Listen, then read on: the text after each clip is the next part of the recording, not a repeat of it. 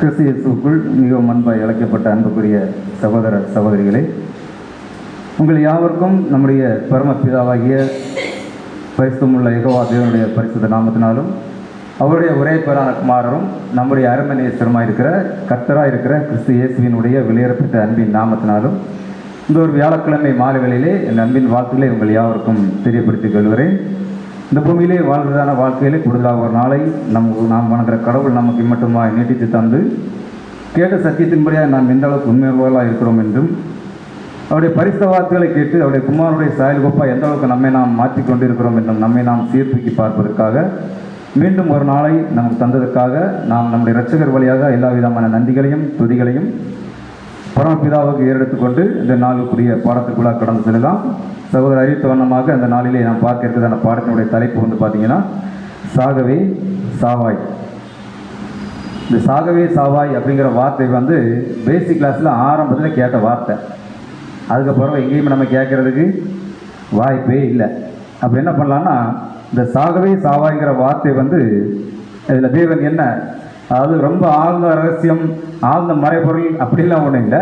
இந்த சாகவே சாவாய்ங்கிற வார்த்தை ஆதாமுக்கு சொல்லப்பட்டிருந்து இப்போ வரைக்கும் என்ன ஆகுது, மனுக்குலம் அதுக்கு வந்து கரெக்டாக அச்சஸெல்லாம் பொருந்தி எல்லாரும் மறிக்கிறார்கள், பிறக்கிறார்கள், மறிக்கிறார்கள், அப்படி தான் போயிட்டு இருக்குது.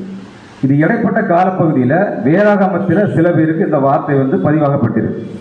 அப்போ யார் யாருக்கு இந்த வார்த்தை வந்து பதிவாகப்பட்டிருக்கிறது, யார் யார் இந்த வார்த்தைகளுக்கு கீழ்ப்படிந்து நடந்தார்கள், யார் யார் கீழ்ப்படியவில்லை, இந்த வார்த்தையை யார் ரொம்ப பெரிய வார்த்தைகளாக எடுத்துக்கொண்டார்கள், ரொம்ப தேவனுடைய வார்த்தை அப்படிங்கிற உச்சிதமான அந்த வார்த்தையை வந்து அவர்கள் தங்கள் நன்மையாக எடுத்துக்கொண்டவர்கள் எத்தனை பேர்கள் அப்படிங்கிற விஷயத்தை குறித்து நம்ம ஒவ்வொன்றா பார்க்கலாம். அப்போ இந்த சாகவே சாவாய் அப்படிங்கிற வார்த்தை வந்து இது யாருக்கு பொருந்தும் பார்த்தீங்கன்னா, ஒரு அபூர்ண மனிதனுக்கு பொருந்தும். பூரணமாக இருக்கிற எந்த ஒரு ஆத்மீ என்னாவது பொருந்தி பார்த்தீங்கன்னா இந்த ஒரு வார்த்தை வந்து சாகவே சாவாய்ங்கிற வார்த்தை வந்து பொருந்தாது. மற்றும் பார்த்தீங்கன்னா தேவனுடைய வார்த்தையை கேட்காத ஒருவருக்கு, தேவனுடைய வார்த்தையை கேட்காமல் வழிதறி போகிறவங்களுக்கு கூட இந்த வார்த்தையை வந்து இந்த பொருந்தும் இந்த வார்த்தை. நெக்ஸ்ட் பார்த்தீங்கன்னா இந்த வார்த்தை வந்து பார்த்தீங்கன்னா கொஞ்சம் எச்சரிப்பாகவும், அதாவது எச்சரிப்புனா எப்படி பார்த்தீங்கன்னா, அவனுடைய ஆயுசு நாட்கள் வந்து நீண்டு கொண்டே போனாலும் அதனுடைய முடிவு என்னன்னு பார்த்தீங்கன்னா கண்டிப்பாக நீ சாவாய் அப்படிங்கிறது தான் இந்த சாகவே சாவாய்ங்கிறதான ஒரு பொருளாய் காணப்படுகிறது.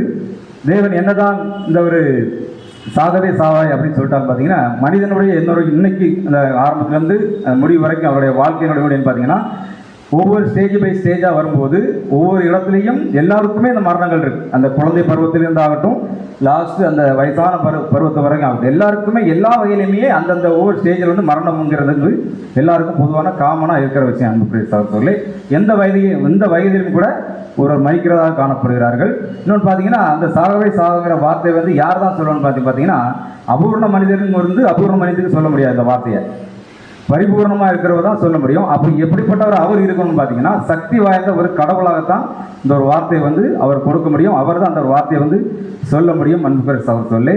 நெக்ஸ்ட் பார்த்தீங்கன்னா மனிதனுடைய அந்த ஒரு இறப்பு வந்து காரணத்துக்கு அநேக சில குடும்பங்களில் பார்த்தீங்கன்னா அநேகர் படிப்படியாக இறந்து வருவாங்க. இப்போ வந்து திடீர்னு ஒரு துட்டி வீடு நம்ம போயிருக்கோம்னு வச்சுக்காங்களேன், போயிட்டு ஒரு வாரம் கழித்து வந்திருப்போம், பார்த்தீங்கன்னா அந்த வீட்டில் ஒரு வாரம் வந்து விபத்தில் ஆகிப்பார். பார்த்துருக்கீங்களா, கேள்விப்பட்டிருக்கிறீங்களா? நெக்ஸ்ட்டு பார்த்தீங்கன்னா அந்த பையன் ஏதாவது கீழே வந்து அடிபட்டிருப்பான். அந்த மாதிரி சில குடும்பங்களில் வந்து நிறைய சூழ்நிலைகள் வந்து சுற்றி அந்த இடத்துல இருந்தாங்க. அப்போ நம்ம என்ன சொல்கிறோம்னா, யார் கொடுத்த சாபமோ இந்த குடும்பத்தில் என்ன நடக்குது, இப்படிப்பட்டதை ஒவ்வொன்றா நடந்துக்கிட்டு இருக்குது அப்படிங்கிறத நம்ம சொல்கிறத பார்க்க. பார்த்தீங்களா, இந்த ஒரு சாகவே சாவாய் அப்படிங்கிறதுக்கு எதிர்ச்சொல் என்னன்னு பார்த்தீங்கன்னா, எதிர்ச்சொல் என்ன சொல்லு, சாகவே சாவாய்ங்கிறது சாபம். சாபத்துக்கு எதிர்ச்சொல் என்னது, ஆசீர்வாதம். அவ்வளோதான். இது வந்து ஆக்சுவலி சாபம் வந்து தேவன் கொடுத்த சாகவே சாகிற வார்த்தைக்குரியது. இதுக்கு எதிர்ச்சொல் என்ன பார்த்தீங்கன்னா ஆசீர்வாதம். இந்த ஆசீர்வாதம் இல்லைன்னா என்னன்னு பார்த்தீங்கன்னா அவர் சாகவே சாகும்போது சாபத்துக்கு அவர் சொந்தக்காரர் ஆவார் பார்த்தீங்கன்னா சொல்லலாம். பார்த்தீங்கன்னா மனிதனுடைய இந்த வாழக்கூடிய ஆசையை வந்து தேவன் எப்பவுமே வச்சுட்டார் பார்த்தீங்கன்னா, அவன் கொஞ்சம் ஒரு மெச்சூரிட்டியாக ஒரு நிலைமையிலே என்ன பண்ணுறான்னா, தான் இந்த பூமியில் வாழணும், இப்போ வருஷமாக நான் சந்தோஷமாக குடும்பத்தோடு இருக்கணும் அப்படிங்கிற ஆசையை வந்து தேவன் முன்பே வச்சுட்டார் அப்படின்னு சொல்லி தேவனுடைய வார்த்தையில் சொல்லுது. பிரசங்கி 3ஆம் அதிகாரம் 11ஆம் வசனத்தை வாசிக்கலாம். பிரசங்கி 3ஆம் அதிகாரம் 11ஆம் வசனம். கடவுள் ஒவ்வொன்றையும் அதன் காலத்தில் செம்மையாக செய்கிறார். காலத்தை பற்றிய உணர்வை மனிதனுக்கு தந்திருக்கிறார். வாசிங்க. ஆயினும் கடவுள் தொடக்கம் முதல் இறுதி வரை செய்து வருவதை கண்டறிய மனிதரால் இயலாது. பார்த்தீங்கன்னா தன் காலத்தை பற்றியான உணர்வை, அதாவது நான் என்ன செஞ்சால் நான் கொஞ்ச நாள் உயிரோடு இருப்பேன், என்ன செய்யாமல் இருந்தேன்னா சில நாட்களில் நான் மரித்து விடுவேன், அந்த ஒரு எண்ணங்களை எல்லாம் என்ன பண்ணியிருக்காருன்னா கடவுள் ஒவ்வொன்றையும் அவர்களுடைய காலங்களில் வந்து ஏற்படுத்தி வைத்திருக்கிறார் அப்படிங்கிறத வச்சு பார்க்குறோம். நெக்ஸ்ட் என்னன்னு பார்த்தீங்கன்னா, என்னதான் அந்த மனிதன் வாழ்ந்தாலும் தேவன் நிர்ணயித்திருக்கிற அந்த ஆண்டுகள் வந்து எத்தனை வருஷம்? 70 வருஷம் பைபிள் சொல்லுது. 70 வருஷம்.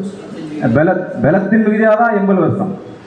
மனிதன் வாழுடைய வாழ்க்கையினுடைய ஆயுஷ் காலம் என்னன்னு பார்த்தீங்கன்னா, இப்போ ஆதாம் வந்து 930 வருஷம் வாழ்ந்தார். அதன்படி படிப்படியாக என்ன ஆகுது, அது எப்படி டவுன் ஆகுது. இந்த உலகத்தினுடைய அந்த ஒரு தாக்கம் எந்த அளவுக்கு பெருசாகுதோ அந்த அளவுக்கு மனிதனுடைய ஆயுஷ் காலம் வந்து அப்படியே குறைஞ்சி இருக்கு. இப்போ நமக்கு நம்ம என்ன சொல்கிறாருன்னா 70 வருஷம் உன் பலத்தின் மிகுதியால், அதாவது உன் உடம்பை எந்த அளவுக்கு நீ கொஞ்சம் பேணி காக்குறியோ அது நிமித்தமாக தான் என்ன ஆகுதுன்னு 10 வருஷம் உனக்கு எக்ஸ்ட்ரா வந்து கூட்டி கொடுக்கப்படும் அப்படிங்கிறத சொல்கிற அன்பு சகோதரர்களே. இது பார்த்தீங்கன்னா மனிதர்கள் மட்டும் இல்லை, எல்லாருக்குமே நீண்டப்பட்டிருக்கிறதான இந்த சாகவே சாகிற வார்த்தை தான் அன்புக்குரிய சகோதரர்களே. இதுக்கு நம்முடைய சகோதரர், மூத்த சகோதரர் சில வார்த்தைகள் நமக்கு பதிவிடுறாரு.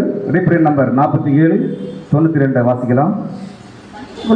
முதலில் தீமையை பழகியது. ஆமாம், ஃபர்ஸ்டா பழகினது வந்து தேவன் வந்து ஆசீர்வாதத்தை தேவன் தோட்டத்தில் வச்சவங்க என்ன பண்ணாங்கன்னா முதல்ல அவங்க என்ன பண்ணிட்டாங்க, வேற எதையுமே பழகிறதுக்கு ப்ராக்டிஸ் பண்ணவே இல்லை. ஃபர்ஸ்ட் பழகினதே தீமை தான். தேவன் அதை சாப்பிடக்கூடாது என்றார். ஆனால் ஏவாள் மற்றும் ஆதாம் இருவரும் சாப்பிட்டார்கள். நான் ஏன் வந்து ஏவாள் மற்றும் ஆதாம் போட்டிருக்குன்னு பார்த்தீங்கன்னா, ஃபர்ஸ்ட் சாப்பிட்டதே யார் தான்? ஏவாள் தான். அதுக்கு பிறகு தான் என்ன யார் சாப்பிட்டா? ஆதாம் சாப்பிட்டாரு. வாசிங்க. கீழ்ப்படிந்திருந்தால் இந்த தடை ஒருவேளை சரியான நேரத்தில் நீக்கப்பட்டிருக்கும். இறப்பு தீர்ப்பில் மரண தீர்ப்பு கீழ் வந்தார் நிச்சயமாகவே நீ இறந்து. தேவன் சொல்லிட்டா அந்த வார்த்தை கண்டிப்பா என்ன ஆகணும், நடந்தே தீரணும். ஒரு சாவாய் அப்படிங்கிற வார்த்தை சொல்லிட்டாருன்னா கண்டிப்பா என்ன ஆகணும், மனிதன் வந்து மரிக்கிற தலையில் கண்டிப்பாக போகிறோம். அப்போ ஒரு ஆத்மா சாகிறது சொன்னா ஒட்டுமொத்த உலகத்துல ஜனங்களும் ஏன் சாகுறாங்க மரிக்கிறாங்கன்னு பார்த்தீங்கன்னா, தேவன் ஏற்படுத்த ஜீன் அப்படி, மனிதனுக்கு உடம்பு உள்ள வச்சுக்கிற அந்த ஜீன் வந்து அப்படி. ஆதாம் சாப்பிடும்போது நம்ம பார்க்குறோம் இல்லையா, அந்த பழம் சாப்பிடும்போது ஒட்டுமொத்த மனுக்குலமும் ஆதாமுக்கு உள்ள இருந்தனால என்ன ஆகும் பார்த்தீங்கன்னா, அவர் பரம்பரை வழியாக தன்னுடைய அந்த மக்களுடைய அந்த மரணத்தை வந்து கடந்து செல்கிறது. அன்பு எந்த ஒரு மனிதனாலும் தன் மரணத்தை தடுத்து நிறுத்தவே முடியாது. யாரா தடுத்து நிறுத்த முடியுமா? நிறுத்துறாங்க. எவ்வளோ நேரம்னா ஒரு மணிக்கும் 2 மணிக்கும். அது ரத்தம் ஓட்டம் ஒன்றும் ஓடுமானுங்கிறது தெரியல. மெடிக்கலில் வந்து அவங்க வந்து ஒரு அரை மணிக்கூர் 1 மணிக்கூர் ஒருவேளை ரொம்ப, அதுவும் ரொம்ப ஹை ரேட் இதெல்லாமே. ஒரு சில ஆட்களுக்கு இறங்குறது கொஞ்ச நேரம் உயிரை வைக்கிறது அந்த மாதிரி விஷயங்கள்லாம் நடக்குது. அப்போ இது பார்த்தா கொஞ்ச நேரம் தான். அதுக்கப்புறம் என்ன ஆகுற பார்த்தீங்கன்னா கண்டிப்பாக இறந்து போகிறார், சூழல்கள் போயிடுவார் என்று சொல்லி பார்த்தீங்கன்னா, இந்த ஜீவனை வந்து எடுக்கிறதுக்கும் கொடுக்கறதுக்கும் யாருக்குன்னு பார்த்தீங்கன்னா ஒரே ஒரு தான் ரைட் சார். அது யாரு? பிதாவுக்கு. நெக்ஸ்ட்டு ஆண்டவராக இயேசு கிறிஸ்து. அது அவரே சொல்கிறார் பார்த்தீங்களா, நான் என் ஜீவனை மறுபடியும் அடைந்து கொள்ளும்படிக்கு அதை கொடுக்கிறபடியினால் பிதா என்னில் அன்பாயிருக்கிறார், ஒருவனும் அதை என்னிடத்தில் எடுத்துக்கொள்ள மாட்டான். நம்ம சொல்ல முடியுமா? சொல்லிட்டு வெளியே போனாலே வண்டிக்காரன் தட்டி போயிட்டு போயிடுவான். சொல்லி வாய் மூடக்கு முன்னாடி நம்ம சொல்லவே முடியாது அந்த வார்த்தையை. அதனால இயேசு கிறிஸ்து அந்த வார்த்தையை வந்து தைரியமாக சொல்கிறான். ஏன்னா அப்படி வாழ்ந்தாரு, அதனால அவர் வந்து தைரியமாக அந்த வார்த்தை சொல்கிறாரு. ஒருவன் அதை எடுத்துக்கொள்ள மாட்டான், நானே அதை கொடுக்கிறேன். சிலுவையில் சொன்னார் பார்த்தீங்களா, பிதாவை நம்முடைய கைகளின் ஆவியை ஒப்படைக்கிறேன், அழகாக கொடுத்து தன்னுடைய ஜீவனை விட்டார கொண்டு பார்க்கணும். பார்த்தீங்கன்னா இன்னொன்று பார்த்தீங்கன்னா, நானே அதை கொடுக்கிறேன், அதை கொடுக்கும் எனக்கு அதிகாரம் உண்டு, அதை மறுபடியும் எடுத்துக்கொள்ளவும் எனக்கு அதிகாரம் உண்டு. இந்த கட்டளை யார்கிட்ட அவர் பெற்றுக்கொண்டார்? பிதாவாகிய தேவனிடத்திலிருந்து பெற்றுக்கொண்டார் அப்படிங்கிற விஷயத்தை பார்க்குற அன்பு சார் சொல்லி பார்த்தீங்கன்னா, அப்போ இந்த மனிதனுடைய உயிரை வந்து யார் தான் எடுக்க முடியும்னு பார்த்தீங்கன்னா, பிதாவாகிய தேவன் ஒருவரால் தான் எடுக்க முடியும். அதான் நம்ம பிரசங்க சில வசனங்கள்லாம் வாசிக்கிறோம். உயிர் வந்து கீழே விழுந்த உடனே என்ன ஆகுது, அப்படியே அது மிருகமாக இருந்தாலும் சரி மனிதனுடைய அது எல்லாமே என்ன ஆகுது, மாம்சம் வந்து தரைக்கு போகுது, பூமிக்கு போகுது. பட் மற்ற ஆவி தன்னை தந்த தேவனிடத்தில் அது போகிறது அப்படிங்கிறத குறித்து பார்க்குற மனிதனுக்குரிய சகோதரர்கள். தேவனுடைய ஒரு சின்ன ஒரு ஏற்பாட்டை குறித்து நாம் வாசிக்கும்போது இதில் வாசிங்க, மரணமே இல்லாத வாழ்க்கை. மரணமே இல்லாத வாழ்க்கையை தரப்போவதாக அவரே வாக்கு கொடுத்திருக்கிறார். மரணத்தை கடவுள் ஒழித்து கட்டப் போவதை பற்றியும் அவர் தரப்போகிற முடிவில்லா வாழ்க்கையை பற்றியும் பைபிளில் பலமுறை வாசிக்கிறோம். ஆமாம், பலமுறை வாசிக்கிறோம். இதில் மெயினாக ஒரு ஜீவனோடு இருப்பாருங்கிறதுக்கு ஊர்ஜிதமான ஒரு மெயினாக உள்ள வசனம் தான் கீழே உள்ள வசனம். கடவுளாகிய உங்களையும் யெகோவாவையும் வாசி. நீங்கள் அனுப்பிய என்னையும் இயேசு கிறிஸ்துவையும் அவர்கள் அறிந்து கொண்டே இருந்தால் அவர்களுக்கு முடிவில்லா வாழ்வு கிடைக்கும். எனவே மரணம் என்ற எதிரியை முறியடிக்க முடியும் என்றாலும் இயேசு சொன்னபடி யெகோவால் மட்டும்தான் மரணத்தை முறியடிக்க முடியும். அப்ப யாராலையும் என்ன பண்ண முடியாது அப்படின்னு பாத்தீங்கன்னா, தன் மரணத்தையோ மற்றவர்கள் மரணத்தை எடுக்கலாம், தன்னுடைய மரணத்தை எடுக்கிறதுக்கு தற்கொலை பண்ற விஷயத்துல நான் பேசல. மற்ற மாதிரி ஜீவனை நான் இப்ப எடுக்கிறேன் அப்படிங்கிற மாதிரி விஷயத்துல வந்து யாருமே இதை வந்து டைரக்டா பண்ண முடியாது. அது சிறியவராக இருந்தாலும் சரி பெரியவராக இருந்தாலும் சரி எல்லாருக்குமே என்ன ஆகும், மரணங்கிறது ஒரே நேரத்தை சம்பவிக்கக்கூடியது. அது அந்தந்த நேரங்களில் வந்து சம்பவிக்கும். மனிதர்கள் மட்டும்தான் எப்படியான்னு பார்த்தீங்கன்னா, விலங்குகளும் அதே கண்டிஷனில் தான் இருக்கும். பெரிய விலங்குகளாகட்டும் சின்ன விலங்குகளாகட்டும் எல்லாம் ஆசையாக வளர்க்குற நாய்கள் கூட இருக்குது. காட்டில் ராஜான்னு தன்னை பெருமை பாராட்டி கொண்டிருக்கு. பெருமை பாராட்டலை, அது சும்மா அப்படி சொல்லுது. ஏன்னா அந்த ராஜா அப்படிங்கிறதாலே அது என்ன ஆகும், அந்த ஒரு இது வந்துருது. அதனால நான் சொன்னேன், மற்ற மாதிரி வேற ஒன்றும் இல்லை. பார்த்தீங்கன்னா அவங்க எல்லாருமே நெக்ஸ்ட் பார்த்தீங்கன்னா அந்த யானைக்கு பிறகு கடைசி இந்த எறும்பு எல்லாமே பூமியில் வாழக்கூடிய எல்லா மிருக ஜீவனங்கள் என்னன்னு பார்த்தீங்கன்னா பூமியில் வந்து இறந்து கொண்டு இருக்கிறது பார்க்குற மண்புரி சகோதரர்களே. இவைகள் மட்டும்தானே பார்த்தீங்கன்னா வானத்தில் பறந்து கொண்டு பறவைகளாகட்டும், அவை எவ்வளோதான் உயரமாக பறந்தாலும் மறுபடியும் என்னதான் அங்கே எங்கே தான் வர வேண்டியது, பூமிக்கு தான் வர வேண்டியது இருக்குது. அங்கேயே பறந்துட்டு அங்கேயே ஆகாரம் தேடி சுற்றி திரிய வாய்ப்பே இல்லை. எங்கேயாவது கிளை வந்து உட்காந்து அதனுடைய ஆகாரம் தேடி போகும். அந்த மாதிரி சூழலில் வந்து இந்த மாதிரி நிலைமை அவர்களுக்கு ஏற்படுது. இந்த பறவைகளுக்கு காக்கவிரிகளுக்கு எல்லாம் அந்த மாதிரி நடக்குது. ஏன் அப்படின்னு பார்த்தீங்கன்னா, தேவன் கொடுத்த சாபம் அப்படி, அவருடைய வார்த்தையினுடைய வல்லமை அப்படிப்பட்டது. அவர் கொடுத்துட்டாருன்னு சொன்னால் அதனால தான் நம்ம கடவுள் அப்படிங்கிறத வந்து நம்ம வந்து அவ்வளவு உறுதியாக நம்ம நம்புகிறோம். இவ்வளோ விஷயங்களை வந்து கன்ஃபார்ம் பண்ணி இந்த உலகத்தை நடத்தி கொண்டு போகிறாருன்னா அப்போ அவர் கொடுத்த சாபத்துக்கு வந்து கண்டிப்பாகவே அது வந்து நடக்கணும் அப்படிங்கிறத குறித்து பார்க்குறோம். என்னதான் இருந்தாலும் நம்ம இவ்வளோ மரணங்கள், இந்த பறவைகள் குருவிகள் சாகிறதா நமக்கு சோகமாக இருந்தாலும் கூட இதற்கு பின்னால் வந்து தேவனுடைய திட்டம் வந்து அப்படியே செயல்முறைக்குள்ளே போய்கிட்டே தான் இருக்கும். இப்படி மரணிக்கிறதுனால என்ன ஆகும்னு பார்த்தீங்கன்னா, ஒரு சுழற்சியின் முறையில் அந்த பூமி கரையிட்டு இருக்கும். இப்போ உதாரணத்துக்கு சில இடங்களில் போனீங்கன்னா தண்ணி வந்து இப்படியே பாஞ்சிட்டே இருக்கும், பார்த்துருக்கீங்களா? நம்ம என்ன நினைப்போம்னா வேற இடத்துல தண்ணி இங்கே வந்துட்டு என்ன ஆகுது வந்துடுது. அப்படி கிடையாது. என்ன பண்ணணும்னா இங்கேருந்து தண்ணி அப்படியே கீழே விழுந்துட்டு மறுபடியும் இப்படி மேலே போய் அப்படியே வந்துட்டே இருக்கும். ரொட்டேட் வந்து பார்த்தீங்களா? இந்த ஒரு சுழற்சி முறையை தான் தேவன் என்ன படுத்துறாருன்னா, இந்த ஒரு சாகவாங்கிற விஷயங்களுக்கு வந்து உலகத்தில் அடுத்த ஒட்டுமொத்த உலகத்தை தேவன் ஏற்படுத்தி வைத்திருக்கிறார். இன்னொன்று பார்த்தீங்கன்னா, பூமியில் அனைத்து உயிரினங்களும் யாருமே இதில் என்ன பண்ண முடியாது, தப்ப முடியாது அப்படிங்கிறது பார்க்குறோம். அவைகளுக்கு ஆரோக்கியமாக இருக்கணும். இன்னொன்று பார்த்தீங்கன்னா, பூமி வந்து சமநிலையாக இருக்கணுங்கிறதுக்காகவும் சில விஷயங்கள் நடக்குது. இன்னும் உதாரணத்துக்கு நம்ம என்ன சொல்லலாம்னு பார்த்தீங்கன்னா, ஒரு தொட்டியில் வந்து கொஞ்சம் ஒரு செடி வளர்க்குறீங்கன்னு வச்சுக்கோங்களேன். ஒரு ரோஜாவோ ஒரு மிளகு செடியை வைக்கிறீங்கன்னா ஒரு ரெண்டு தடவை நீங்கள் நட்டு காய் எடுத்துக்கலாம். மூணாவது தடவை போடும்போது என்ன ஆகுதுன்னு பார்த்தீங்கன்னா அது வளராது. ஏன் வளராதுன்னா, அந்த மண் சத்தை எல்லாத்தையும் எடுத்து மேக்ஸிமம் கையை கொடுத்துரும். நெக்ஸ்ட் நீங்கள் என்ன பண்ணணும்னா, அந்த தொட்டியில் உள்ள மண்ணெல்லாம் கீழே தட்டிட்டு கொஞ்சம் மாட்டு சாணமோ அந்த ஆட்டு உள்ள ஏதாவது போட்டு நீங்கள் மிக்ஸ் பண்ணிட்டு வச்சிங்கன்னா தான் அடுத்து வைக்கிற செடி என்ன ஆகுதுன்னு பார்த்தீங்கன்னா அது ஒரு வளர்ச்சிக்கு உள்ளாக போகும். அன்புக்குரிய சகோதரர்களே, எனவே என்ன பண்ணுறாருன்னா தேவன், அப்போ நம்ம அதான் வசனம் சொல்றாரு, பூமி என்ன பண்ணுறாரு, தேவன் ஆதாமை விரட்டி விட்டுட்டு ஆதாமை விரட்டி விட்டு தேவன் என்ன பண்ணார், பூமியை பண்படுத்தினார். அந்த பண்படுத்துகிற விஷயம் தான் என்ன ஆகுது பார்த்தீங்கன்னா, இது எல்லாம் நடந்துட்டு இருக்கிற ப்ராசஸ். இது பூமி உண்மைத்து என்ன ஆச்சுன்னு சொன்னால் சவிக்கப்பட்டிருந்து சாபத்துக்குள்ளாக போயிடுச்சு. என்ன பண்ணுவேன்னா, நான் இனி உள்ளது எல்லாமே என்ன பண்ணுவேன்னா பண்படுத்துவேன். அதனால தான் என்ன சொல்றாருன்னா, தேவனாய் கர்த்தர் அவன் ஏதேன் தோட்டத்திலிருந்து அனுப்பிவிட்டால் இதற்கு காரணம் என்னன்னா தேவனுடைய வார்த்தை தான் காரணம். என்ன வார்த்தை சொன்னார் பார்த்தீங்கன்னா, இந்த பழத்தை புசிக்கும் நாளில் நீ சாகவே சாவாய் அப்படிங்கிற வார்த்தை வந்து தேவன் சொல்லிட்டார். எனவே அந்த நன்மை தீமை அப்படிங்கிற விஷயத்துக்கு வந்து ஆதாமுக்கு பரவு இது யார்கிட்ட அப்படி கரெக்டாக ஸ்ட்ரெஸ் பண்ணி தேவன் பேசியிருக்காரு அப்படின்னு பார்த்தீங்கன்னா, காயின் தான் பேசியிருப்பார். காயின் எப்படி பேசியிருப்பார் தெரியுமா? நீ நன்மை செய்தால் உனக்கு மேன்மை இல்லையோ, தீமை செய்ததா என்ன ஆகும், நீ என்ன பண்ணுவனா டெய்லி அந்த பாவத்தை என்ன பண்ணுவ தாண்டி போயிட்டு தர. எங்கே தாண்டி இருப்பேன்னா நீ உன் வாசலில் தான் கிடக்கும். அதனால நீ என்ன பண்ணுவேன்னா வேற தாண்டா போகிறதுக்கு வழியே இல்லை. அந்த பாவத்தை நீ என்ன பண்ணுவேன் டெய்லி தாண்டி தான் போயிட்டு இருப்பேங்கிறது அந்த நன்மை தீமையை பற்றி ரெண்டாவது காய்கிட்ட கூட தேவன் அந்த விஷயத்தை பேசியிருக்கிறார். ஒருவேளை அவர் நன்மை செஞ்சிருந்தா அவருக்கு மேன்மைங்கிறது அந்த ஆசீர்வாதத்தை குறிக்கிறது அன்பிற்குரிய சகோதரர்களே. எனவே இந்த பாவம் மற்றும் மரணம் எதனால் வந்தது பார்த்தீங்கன்னா, ஆதாம் வந்து தேவனுடைய கட்டளையை மீறி செயல்பட்டதுனால வந்துட்ட விஷயங்கள். இது என்ன பார்த்தீங்கன்னா, ஒட்டுமொத்த உலகத்துக்கு மரணத்தையும் பாவத்தையும் என்ன பண்ணிச்சு, இது கொண்டு வந்துச்சு. நெக்ஸ்ட் என்ன கொண்டு வச்சு பார்த்தீங்கன்னா, ஆதாம் இந்த கீழ்ப்படியாமைக்கு போன காரணம் வந்து எல்லாருமே இயற்கையாகவே என்ன பண்ணாங்க, பாவம் செய்யக்கூடிய நிலைமைக்காக அப்படி பிறக்கிறதே என்ன ஆகுது பாவத்துக்குள்ள. அதான் தாவீது சொல்றாருல, என் தாய் என்னை பாவத்தில் கற்பம் தரித்தாள் அப்படிங்கிறது. இந்த ஆதாமுடைய அந்த இந்த ஒரு வீழ்ச்சி நிமித்தமாக மனுக்குலம் ஒட்டுமொத்தமாக இப்படியாக வந்து கொண்டிருக்கிறது என்று சொல்லி, ஒருவேளை அவர் புசித்தார்னா அவளுக்கு ஆசீர்வாதம், புசியாமல் இருந்தால் புசித்தால் சாபம், புசியாமல் இருந்தால் என்ன ஆசீர்வாதம். நீ புசிச்சா நீ சாகவே சாவ, புசிக்காமல் இருந்தால் என்ன பண்ணுவேன், பிழைக்கவே பிழைப்பாய்ங்கிற வார்த்தையும் பைபிளில் இருக்கு. அங்கே இங்கே ஒன்று ரெண்டு வார்த்தைகள், நம்ம அதை பற்றி பேசல. நம்ம சாகவே சாவாய்ங்கிற வார்த்தை மட்டும்தான் நம்ம ஏற்படுத்த ஒரு தியானத்துக்குள்ளே நம்ம போகிறோம். அப்போ இந்த மனுக்குலத்தினுடைய இந்த வசனம் பார்த்தீங்கன்னா, மனுக்குலத்தினுடைய வீழ்ச்சியும் அந்த வீழ்ச்சியிலிருந்து மனுக்குலத்தை மீட்டெடுக்கக்கூடியதான தேவனுடைய திட்டத்தை தெளிவாக அந்த வசனம் என்ன பண்ணுது, நமக்கு நிரூபணப்படுத்துறது. அதாவது வாசிங்க, ஆதியாகமம் 2ஆம் அதிகாரம் 17ஆம் வசனத்தை வாசி. ஆதியாகமம் 2ஆம் அதிகாரம் 17ஆம் வசனம். ஆனாலும் நன்மை தீமை அறியத்தக்க விருட்சத்தின் கனியை புசிக்க வேண்டாம், அதை நீ புசிக்கும் நாளில் சாகவே சாவாய் என்று கட்டளையிட்டார். ஆமாம், இந்த வசனத்துக்கு அதாவது ஒரு மனுஷன் எப்படி இறக்குறான் அப்படிங்கிறத குறித்து நம்ம பார்க்கும்போது, ஆன்மாவின் இறப்பு என்பது ஒரு நியாயமான தண்டனையாகும். இதில் வந்து எதெல்லாம் அடங்கும்னு பார்த்தீங்கன்னா, இந்த நோய், துயரம், வேதனை, மனவேதனை ஆகட்டும், சரீர வேதனை ஆகட்டும், இது எல்லாமே இதில் அடங்கும். இன்னொன்று பார்த்தீங்கன்னா, இது நரக தண்டனை கிடையாது, நரக நேர்கொண்ட அச்சுறுத்தல் ஒன்றும் இது கிடையாது. ஏன்னு பார்த்தீங்கன்னா, அவர் கீழ்ப்படுத்தியிருந்தா என்ன ஆகும், நித்திய வாழ்வு அவருக்கு உறுதி. ஆதாம் வந்து 930 வருஷம் வாழ்ந்தார் இல்லையா?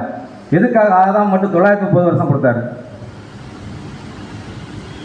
நமக்கெல்லாம் எவ்வளோதான் இருக்குது, எவ்வளோ நமக்கு தெரியாது. அப்போ அந்த சாகவே சாவுங்கிற வார்த்தையை வந்து ஆணித்தரமாக நல்லா உணர்ந்து கொள்ளக்கூடிய இது யாருக்கு கொடுத்துருக்காரு? உண்மையிலேயே ஆதாம் கொடுத்துருக்க தண்டனை பெரிய தண்டனை.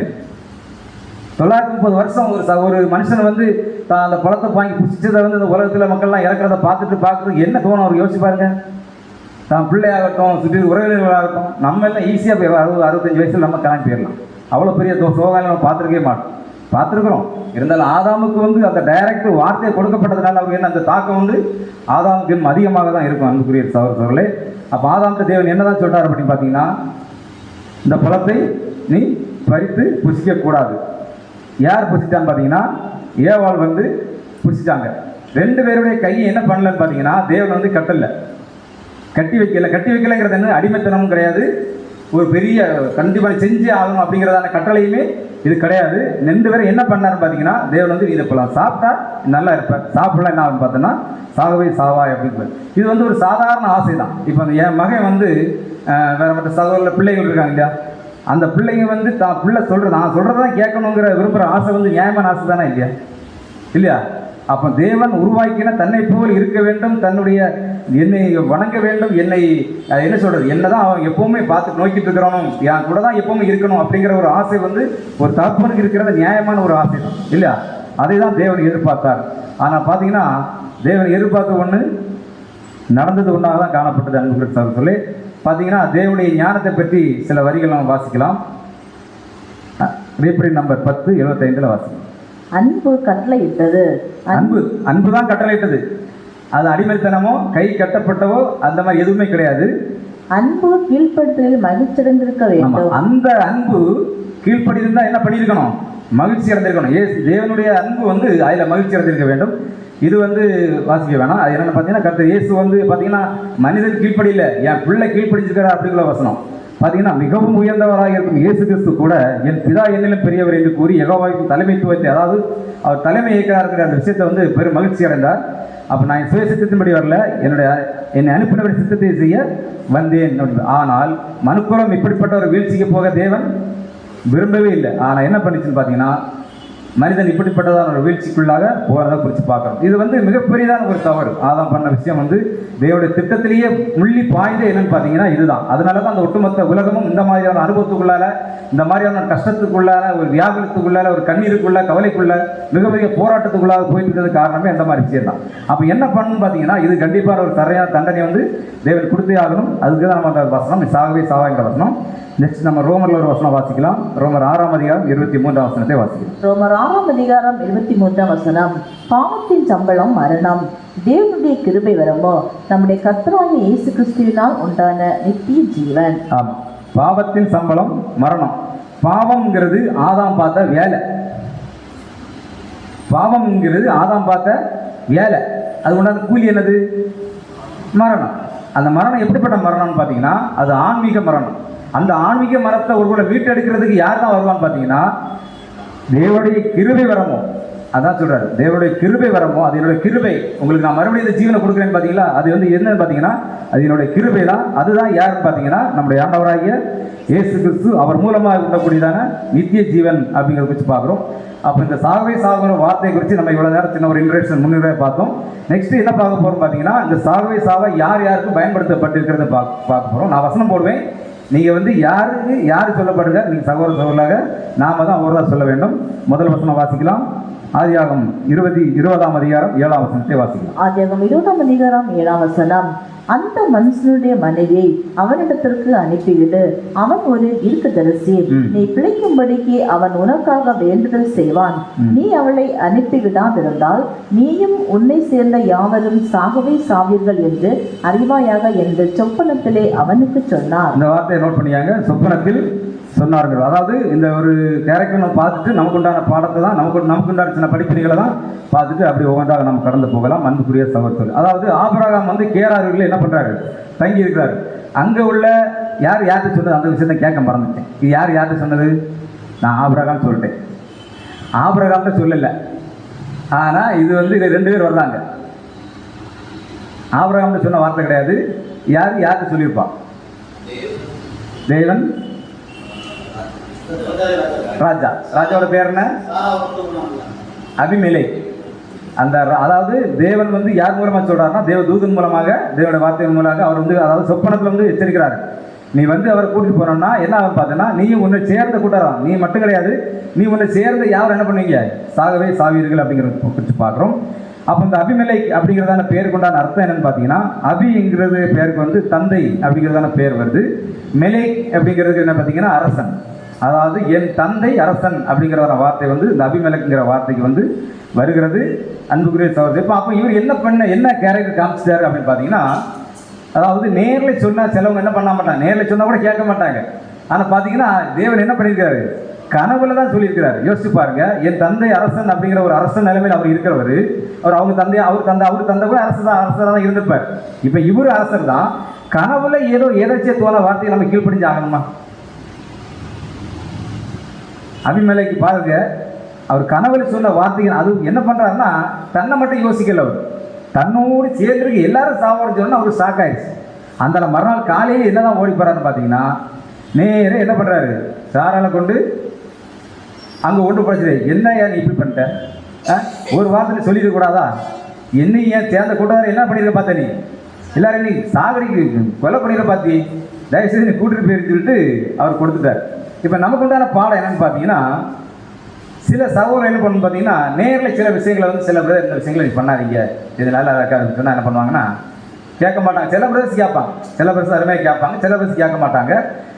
இது சகோதரர் சொல்கிறது. நெக்ஸ்ட் என்ன பார்த்து யார் சொல்லுவான்னு பார்த்தீங்கன்னா, தேவனே உணர்த்துவார் சில விஷயங்களை.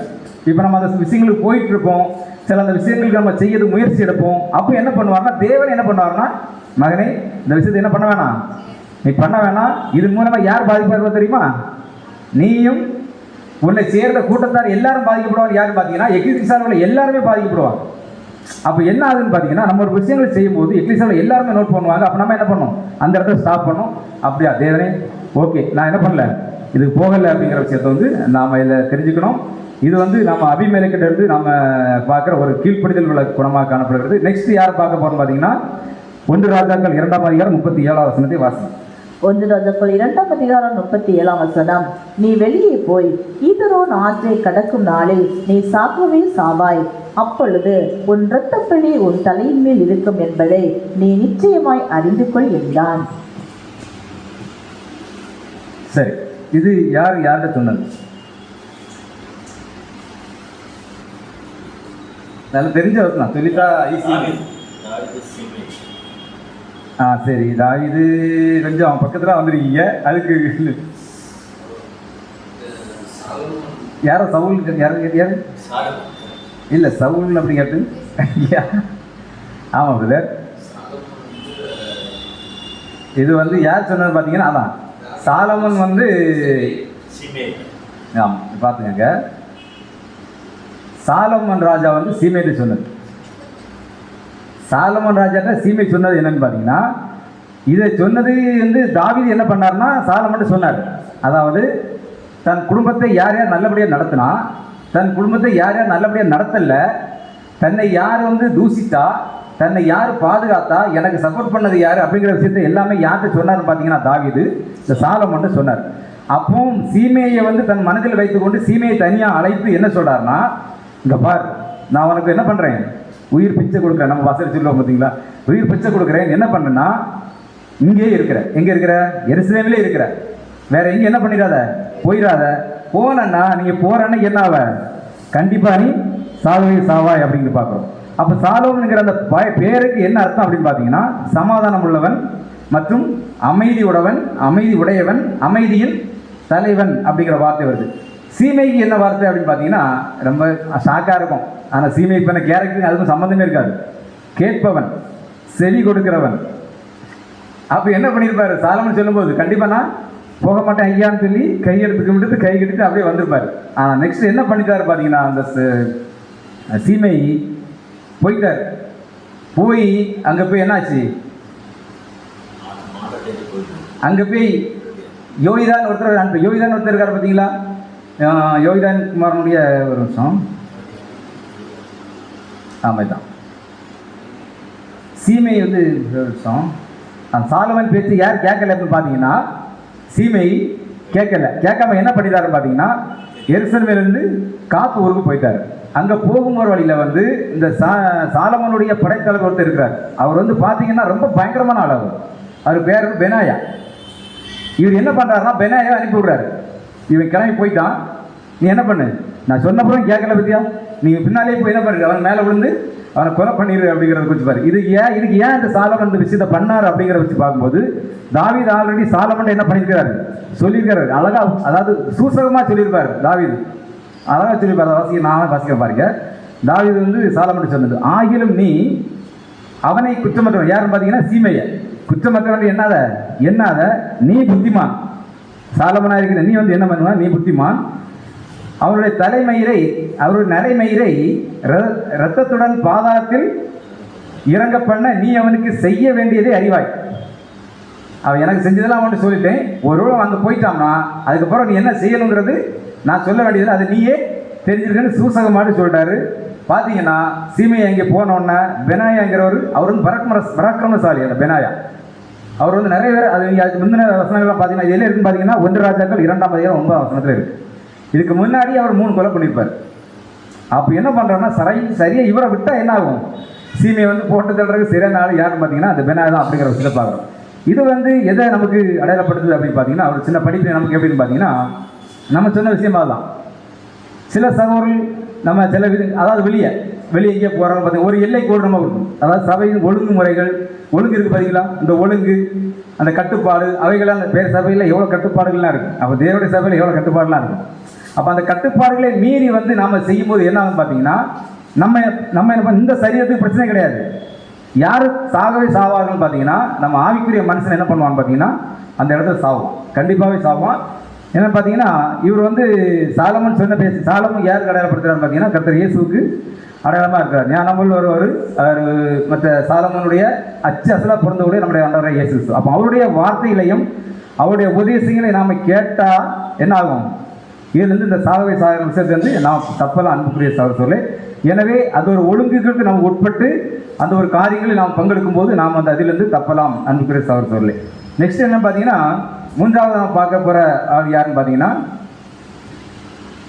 1 சாமுவேல் 14ஆம் அதிகாரம் 39ஆம் வசனத்தை வாசி. 1 சாமுவேல் 14ஆம் அதிகாரம் 39ஆம் வசனம். அது என் குமாரனாகிய யோனத்தான் இடத்தில் காணப்பட்டாலும் அவன் சாகவே சாக வேண்டும் என்று. போதும், அதுல இருந்தால் பார்த்துக்கலாம். இப்போ அந்த வார்த்தை மட்டும் போதும், கொஞ்சம் டைம் ஆயிடும். இந்த வசனத்தில் பார்த்தீங்கன்னா சாலோமோன் ஒரு சவுல் இருக்கிறார் இல்லையா, சவுல் வந்து ஒரு யுத்தத்துக்காக யோனத்தானெல்லாம் கொடுத்துட்டு போகிற விஷயங்களை குறித்து உள்ள வசனங்கள் இது எதை அடையாளப்படுத்த இந்த சவுலுடைய அந்த குணம் எதுன்னு பார்த்தீங்கன்னா, அதிகாரத்தில் இருக்கிற ஒரு விஷயங்களை வச்சு அபாயகரமான ஒரு குணத்தை வந்து அதிகாரத்தில் இருக்கிற அந்த விஷயத்தை வந்து தான் ஒரு முடிவு எடுக்கிறார். அந்த முடிவு எதை பார்த்தீங்கன்னா அபாயகரமான முடிவு அப்படிங்கிறத குறித்து பார்க்குறோம். இந்த சவுலுங்கிறதுக்கு என்ன அர்த்தம்னு பார்த்தீங்கன்னா விண்ணப்பிக்கப்பட்டவர் மற்றும் தேவனிடம் இருந்து வேண்டிக் கொள்ளப்பட்டவர். யார்? இஸ்ரவேல் ஜனங்களால் கேட்டுக்கொள்ளப்பட்டவர் யார்? சவுல் தான். அதனால கரெக்டாக அந்த பேர் அவங்களுக்கு வச்சிருக்காங்க. அப்போ இந்த சவுலுடைய அவசரமான இந்த முடிவை வந்து எதை அடையாளப்படுத்துன்னு பார்த்தீங்கன்னா, தேவனுடைய சித்தத்தை அறியாமல் அவர் தனியாக இருக்கிற முடிவை வந்து இது அடையாளப்படுத்துது தாவீது இந்த சவுலுக்கு. நெக்ஸ்ட் என்ன பார்த்தீங்கன்னா, ஒரு ஆவிக்குரியான அறிவின்மையும் ஒரு பொறுமையின்மையும் இவருக்கு கொடுத்த அந்த அந்த கண்டிஷன், அந்த சவால் இது கண்டிஷனை வந்து அது அடையாளப்படுத்துது. நெக்ஸ்ட் பார்த்தீங்கன்னா, இந்த அதிகாரம் இருக்குங்கிறதுக்காக, அதாவது என்ன பார்த்தீங்கன்னா, யோனத்தான்ட்டையோ இஸ்ரேல் ஜனங்கள்கிட்டையோ நான் இப்போ ஒரு கண்டிஷன் போடுறேங்கிறத என்ன பண்ணல, சொல்லவே இல்லை. அப்போ இது எதை அடையாளப்படுத்துன்னு பார்த்தீங்கன்னா, தன் மகனாக இருந்தாலும் என்ன பண்ணணும் பார்த்தீங்கன்னா, அது யாராக இருந்தாலும் என்ன ஆகணும், சாகுபடி என்ன கண்டிஷன் போட்டார் அதை மாதிரி சொல்லலை. ஒரு போர் முடிவு வரைக்கும் யாரும் என்ன பண்ணக்கூடாது, எதுவுமே சாப்பிடக்கூடாது அப்படிங்கிற விஷயத்தை பண்ணார். அதை ஜனங்கள்டையும் ஜனங்கள்ட்ட சொல்லி, அப்போ யோனத்தான் தாங்க இல்லை, ஜனங்களுக்கு வந்து அது தெரியும் அன்புக்குரிய சகோதரர்களே. நெக்ஸ்ட் பார்த்தீங்கன்னா, அந்த ஒரு சொன்ன அந்த வார்த்தைன்னு பார்த்தீங்கன்னா, ராஜாவினுடைய ஒரு ஆணவமான போக்கை வந்து இது வந்து அருமையாக காட்டுகிறது.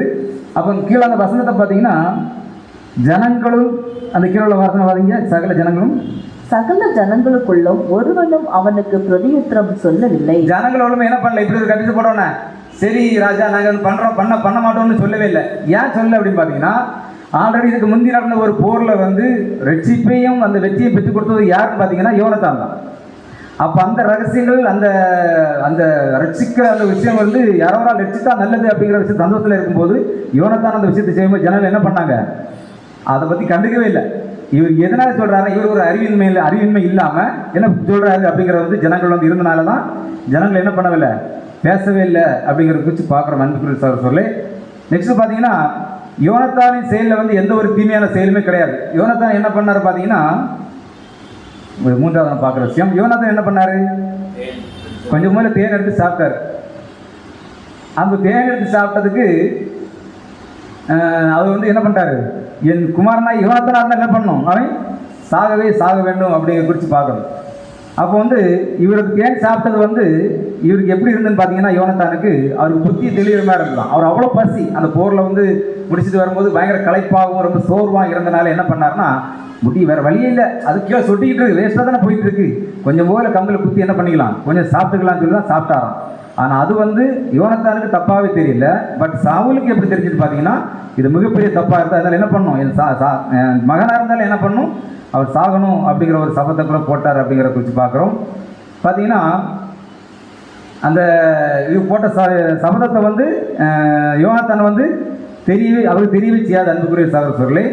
நெக்ஸ்ட் பார்த்தீங்கன்னா, இவர் இந்த வெற்றி பெற்றார் சொன்ன பார்த்தீங்களா, அந்த போரில் வெற்றி பெற்றதுனால வந்து ஜனங்கள் வந்து அமைதியாக இருந்தார்கள். அடுத்தது வந்து இந்த தேனை சாப்பிட்ட போது அவர் கண் வந்து தெளிவடைஞ்சது எதை அடையாளப்படுத்துன்னு பார்த்தீங்கன்னா, ஒரு நிமிஷம், ஆமாம், பசினால் மங்கி இருந்து அவருடைய கண்ணு தெளிவடைஞ்சுதான். பசினால் மங்கி தான் தெளிவான பசி மயக்கான கண்ணை என்ன பண்ணிச்சு, கிறக்கிட்டு சொல்லுங்களா.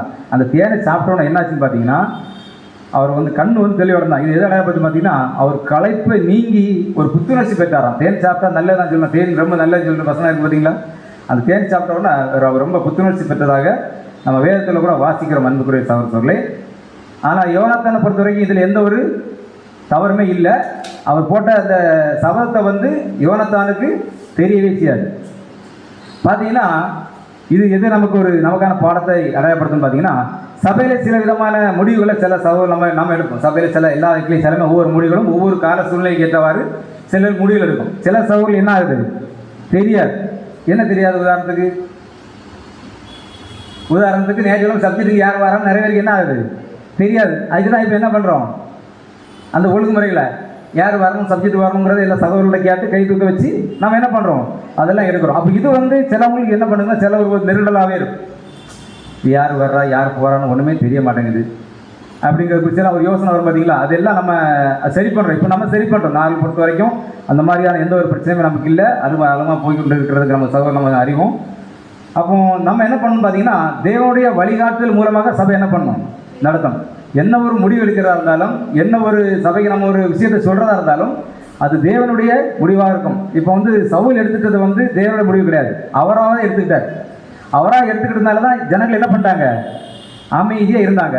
தேவன் மூலமாக தேவர் கைடன்ஸ் வந்துருச்சுன்னா சரி அவர் கண்டிப்பாக சாக வேண்டியதான் அப்படின்னு சொல்கிற விஷயத்தை நம்ம பார்க்குறோம். அப்புறம் நான்காவது, இது வந்து நம்ம எதனாவது பார்த்துருக்கோம், 3 பார்த்துருக்கோம். நான்காவது யாருக்கு சொல்லப்பட்டிருக்குன்னு வாசிக்கும் போது 2 ராஜாக்கள் 1ஆம் அதிகாரம் 4ஆம் வசனத்தை வாசிக்கும். 2 ராஜாக்கள் 1ஆம் அதிகாரம் 4ஆம் வசனம். இது நிமித்தம் நீ ஏறின கட்டிலிருந்து இறங்காமல் சாகவே சாவா என்று கர்த்தர் சொல்லுகிறார். இது யார்கிட்ட சொல்லுது? ஆமா, இசைக்கேலா இல்லை விட. சரி, நானே சொல்லிடுவேன். அகஸ்தியா ராஜா. அதாவது அகஸ்தியா வந்து 2 பேர் இருக்கிறாங்க வேதத்தில். ஆனால் 2 பேருக்குமே இந்த வார்த்தை போட்டிருக்கோம் பைபிளில், சாகவே சாவா என்கிற வார்த்தை. நம்ம யாரை எடுத்துருக்கோம்னு பார்த்தீங்கன்னா ஆகாவின் மகன் அகஸ்தியாவை எடுத்திருக்கிறோம். இது வந்து இவருடைய தகப்பனார் வந்து ஆகாவின் மகன். அப்போ இவருக்கு கொடுத்துட்டு அந்த சபதம் என்ன அப்படின்னு பார்த்தீங்கன்னா, ஏறின கட்டிலிருந்து இறங்காமல் என்ன பண்ணுவேன், கட்டிலே இருந்து என்ன பண்ணுவேன், சாகவே சாவாய். அப்போ இவருக்கு ஏற்பட்ட மரணம் எப்படிப்பட்டதான மரணம் பார்த்தீங்கன்னா, கட்டிலேருந்து இறங்குறதே கிடையாது, கட்டிலே இருந்து சாகிறது. அப்போ கட்டில் அப்படிங்கிற படுக்கை அப்படிங்கிற நம்ம எதை அடையாளப்படுத்தோம், நமக்குள்ள வந்துடும். கட்டில் படுக்கை அப்படின்னா அந்நாளில் ஒரே படுக்கையில், ஆமாம், அந்நாளில் ஒரே படுக்கையில் 2 பேர் படுத்திருப்பார்கள். அப்போ இவர் வந்து இப்போ அகஸ்தியாங்கிற பேருக்கு என்ன அர்த்தம் தெரியுமா? உறுதியாக இருக்கிறார். இது அருமையான பேர் பார்த்தீங்களா? அந்த கட்டிலாவரி அப்படியே இருக்கிறதுக்கும் கீழே இறங்காமல் சாகிறதுக்கும் எவ்வளோ உறுதியாக இருக்குது அந்த பேர். அப்போ என்ன பண்ணார் இவர், என்ன மிஸ்டேக் பண்ணார் அப்படின்னு பார்த்தீங்கன்னா, தான் பிழைப்பானா இல்லையாங்கிறத வந்து கேட்கறதுக்கு தேவன்கிட்ட கேட்காம புறமத இருக்காங்களா, அங்கே பாகங்கள் வணங்கிட்டு இருந்தவங்க புறமத மக்கள்லாம் இருக்காங்களா, அவங்கள்ட்ட போய் என்ன பண்ணார்னா போய் கேட்டுருவாங்கிறது அனுப்புன வழியில யார் பார்த்துட்டா? எலிசா பார்த்துட்டாரு. அப்படி எங்கே போறீங்க கேட்டாக்க அதை இவர் இப்படி சொன்னார் அப்படின்னு சொன்னோன்னா, அப்படியா சொல்றாரு அப்படி சொல்லிட்டு தான் அந்த ஒரு சாபத்தை என்ன பண்ணுறாரு, கொடுக்குறாரு. இது நிமிஷம் ஏறின கட்டிலிருந்து இறங்காமல் சாகவாய்ந்து கற்று சொல்லுறார் என்பதை அவர்களுடைய சொல் என்றான். பார்த்தீங்களா?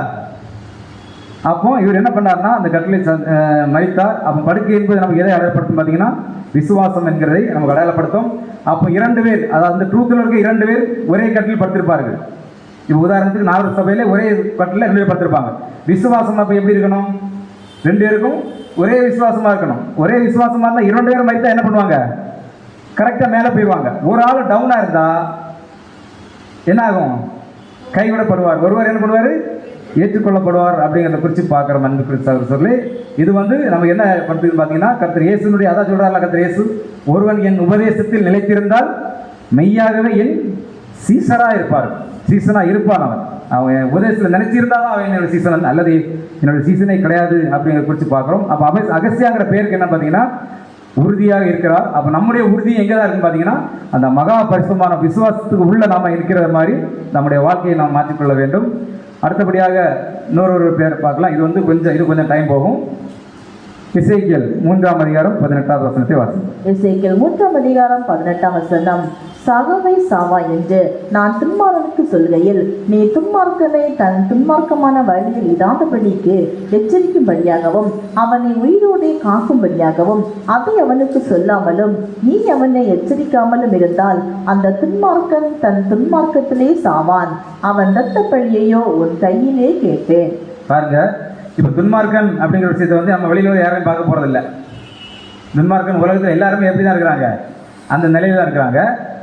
இப்போ என்ன பண்ணணும் பார்த்தீங்கன்னா, தேவனை அறிந்த துன்மார்க்கன் ஒருவர் இருக்கிறார், தேவனை அறியாத துன்மார்க்கன் இருக்கிறார்.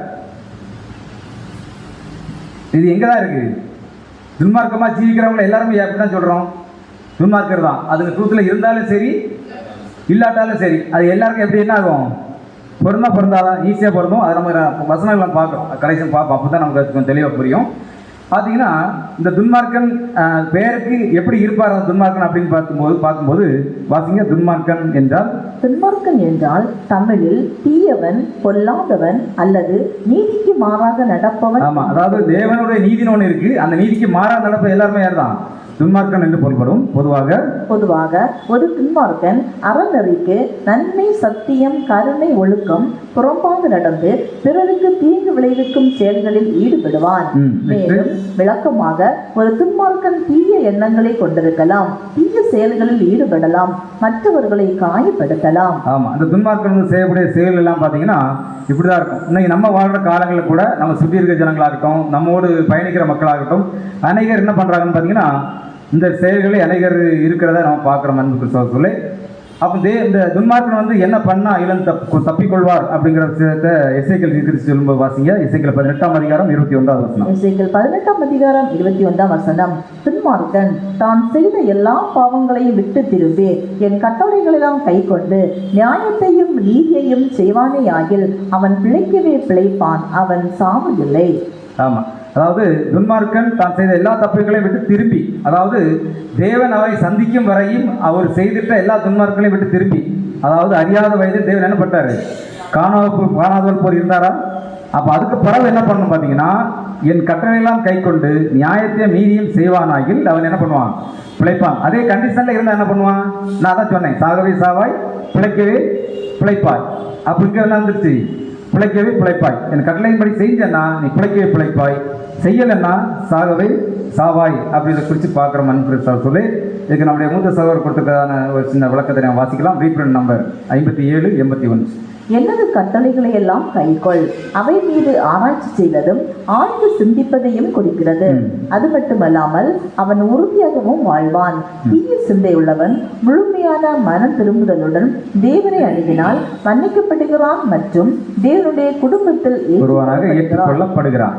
ஆமா, இது வந்து பார்த்தீங்கன்னா அந்த வசனத்தினுடைய ஒரு விளக்கம் தான். அதாவது என் கட்டளையெல்லாம் கை கொள்வதுன்னு பார்த்தீங்கன்னா அவருடைய வசனங்களை ஆராய்ச்சி செய்வதும் ஆழ்ந்து சிந்திப்பதையும் தான் அடையாளப்படுத்துது அப்படிங்கிறத பற்றி பார்க்குறோம். நெக்ஸ்ட் பார்த்தீங்கன்னா இந்த துன்மார்க்கன், அப்புறம் இன்னொரு ஒரு ஆள் இருக்காரு, அது யாருன்னு பார்த்தீங்கன்னா சன்மார்க்கன். வாசிங்க யோபு 9:22. யோபு 9ஆம் அதிகாரம் 22ஆம் வசனம். ஒரு காரியம் உண்டு, அதை சொல்லுகிறேன், சன்மார்க்கனையும் துன்மார்க்கனையும் அவர் அழிக்கிறார். ஆமா, சன்மார்க்கன் வந்து ஒரு நல்ல கேரக்டர் உள்ளவராக இருக்காரு. என்ன பண்றாருன்னா துன்மார்க்கனை அழிக்கிறாரு, சன்மார்க்கனையும் அழிக்கிறார் அப்படிங்கிற குறித்து பார்க்குற அன்புக்குரிய சகோதரர்களே, தேவன் இப்போ என்ன சொல்றாரு அப்படின்னு பார்த்தீங்கன்னா, துன்மார்க்கனை பார்த்தோமா, நீ இதே துன்மார்க்கமான நிலையில் இருந்தனா என்ன பண்ணுவேன்னா சாகவே சாவாய்.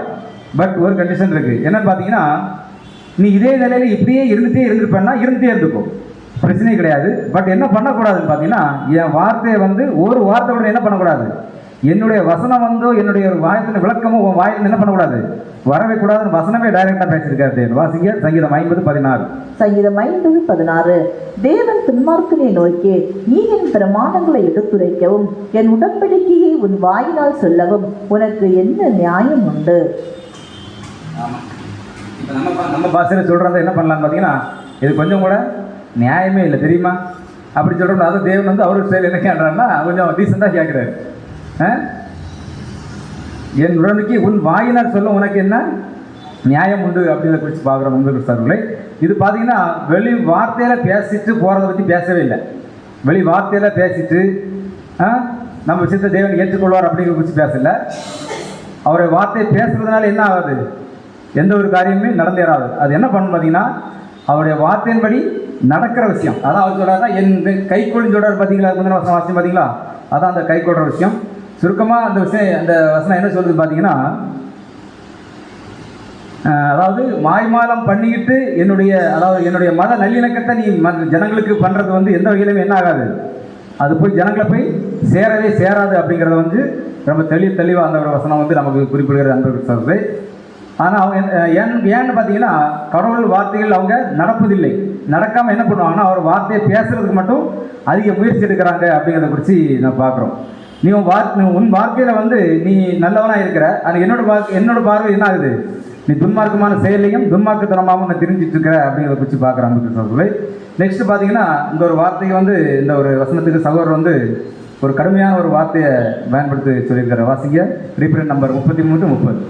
இந்த துன்மார்க்கன் கடவுளின் மக்கள் என்று இன்னும் கூறி உடன்படிக்கையை மீறுபவர்கள், மனம் திரும்பாதவர்கள். நான் கடவுளுக்கு பிள்ளைதான் சொல்லிட்டு என்ன பண்ணுவாங்க, இன்னும் சொல்லிட்டே இருப்பாங்க. ஆனால் என்ன பண்ணுவாங்க பார்த்தீங்கன்னா, உடன்படிக்கை மீறி செயல்படுவாங்க, மனம் திரும்பாதவர்கள், ஆவியின்படி அல்ல மாம்சத்தின்படி நடப்பவர்கள், தெய்வீகத்தின் வேஷத்தை கொண்டவர்கள், ஆனால் அதன் சக்தியை மறப்பவர்கள், எது சரி என்று அறிந்திருந்தாலும் அவர்கள் பிரசங்கிப்பதை பின்பற்ற மறுக்கிறார்கள் அப்படிங்கிறத பார்க்கணும். இது அவருடைய வார்த்தைகள். நெக்ஸ்ட் என்ன இன்னொரு கடுமையான வார்த்தை கூட சொல்றாரு. வாசிக்க கர்த்தருடான உள்ளார்ந்த இணைப்பை காட்டாத எந்த கொடையாளரையும் அவருடைய ஜனங்கள் நிராகரிக்க வேண்டும். வார்த்தை ரொம்ப முக்கியம். கர்த்தருடைய உள்ளார்ந்த இணைப்பை காட்டாத, தேவனுடைய கைடன்ஸ் இல்லாமல் செயல்படுறாத எந்த ஒரு கொடையாளரும் என்ன பண்ணோம்னா அவருடைய ஜனங்கள், ஜனங்கள் என்ன பண்ணணும் பார்த்தீங்கன்னா நிராகரிக்க வேண்டும். நம்முடைய கர்த்தர் நேர்மையற்ற மற்றும் குற்ற உணர்வே இல்லாத உள்ளங்களை வெறுக்கிறார் என்பதை அறிந்து, குற்ற உணர்வே இல்லாத வெறுக்கிறார்கள் அறியறது எப்படி அறிய முடியும்? ஜபத்தில் தான் அறிய முடியாம நம்ம வைக்கிற ஜபம் பார்த்தீங்களா, அந்த ஜபத்தில் தான் நம்ம அறிய முடியும். எனவே அந்த ஜபத்தில் நாம் உறுதியாக தரித்திருக்க வேண்டும். ஜபம் என்பது விசுவாசிகளுக்கு ரொம்ப முக்கியம் மற்றும் தேவனுடனான சமாதானத்தில் உள்ள குழந்தைகளுக்கான சிறப்பு உரிமை அப்படிங்கிறத குறித்து பார்க்குறோம். இந்த துன்மார்க்கன் என்ன பண்ணுவார்னு பார்த்தீங்கன்னா, சில அறிவுரைக்கூறக்கூடிய சில சகோதரர்களே என்ன பார்த்தீங்கன்னா காயப்படுத்துவாங்க அப்படின்னு குறித்து பார்க்குறான்னு சொல்லி அது வசனமே நமக்கு வாசிங்க. நீதிமொழிகள் 9ஆம் அதிகாரம் 7வது வசனம். நீதிமொழிகள் 9ஆம் அதிகாரம் 7ஆம் வசனம். பரியாசக்காரனை கண்டிக்கிறவன் வெற்றி அடைகிறான், துன்மார்க்கனை கண்டிக்கிறவன் தன்னை கரைபிடித்துக் கொள்ளுகிறான். ஆமாம், துன்மார்க்கனை கண்டிக்க கூடாது அப்படிங்கிற சொல்லல. துன்மார்க்கன் என்ன பண்ணணும்னா, கண்டிக்கிறவன் தன்னை கரைப்படுத்திக் கொள்ளுகிறான். ஒருவேளை அந்த துன்மார்க்கன் இருக்கிறத கொஞ்சம் கூட ஹேபிட் கூட யாருக்கு தான் வந்துன்னு பார்த்தீங்கன்னா நமக்கு வந்துடக்கூடாது அப்படிங்கிறதுக்காக சொல்கிறார். இப்போ பரியாசக்காரன் அப்படின்னு பார்த்தீங்கன்னா இவர் எல்லாத்தையுமே கேலிச்சு தான் செய்வார். ஏதாவது நல்ல விஷயமா இருந்தால் சொன்னாலும் சரி, ஒரு சில அவங்களுக்கு பிடிக்காத சில விஷயம் எதாக இருந்தாலும் என்ன பாருவோம், ஃபுல்லாக கேலி கிட்டல தான் பேசிக்கிறது தான் யாருன்னு பார்த்தீங்கன்னா அந்த பரியாசக்காரன். கடவுளுடைய வார்த்தையை மதிக்க மாட்டார் இவர்.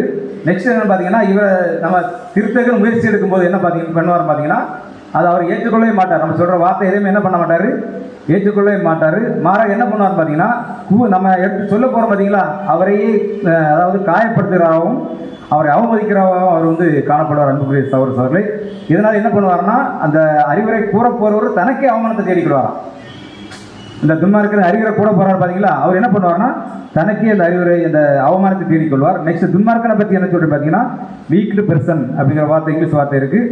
இந்த ஒரு துன்மார்க்கன் என்ன பண்ணுவார்னா, கடவுளுக்கு எதிராகவும் அவருடைய நீதிக்கு எதிராகவும் செயல்படக்கூடியவர் தான் அந்த துன்மார்க்கன் அப்படிங்கிறத குறித்து பார்க்குறோம். நெக்ஸ்ட் பார்த்தீங்கன்னா, இப்போ இந்த வசனம் என்ன சொல்லலைன்னா, நீங்கள் துன்மார்க்கமாக இருக்கிறவங்களுக்கு நீங்கள் அறிவுரையே சொல்லாதீங்க அப்படிங்கிற சொல்லவே இல்லை.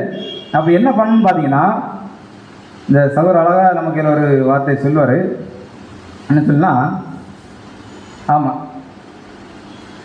ஒரு நிமிஷம்.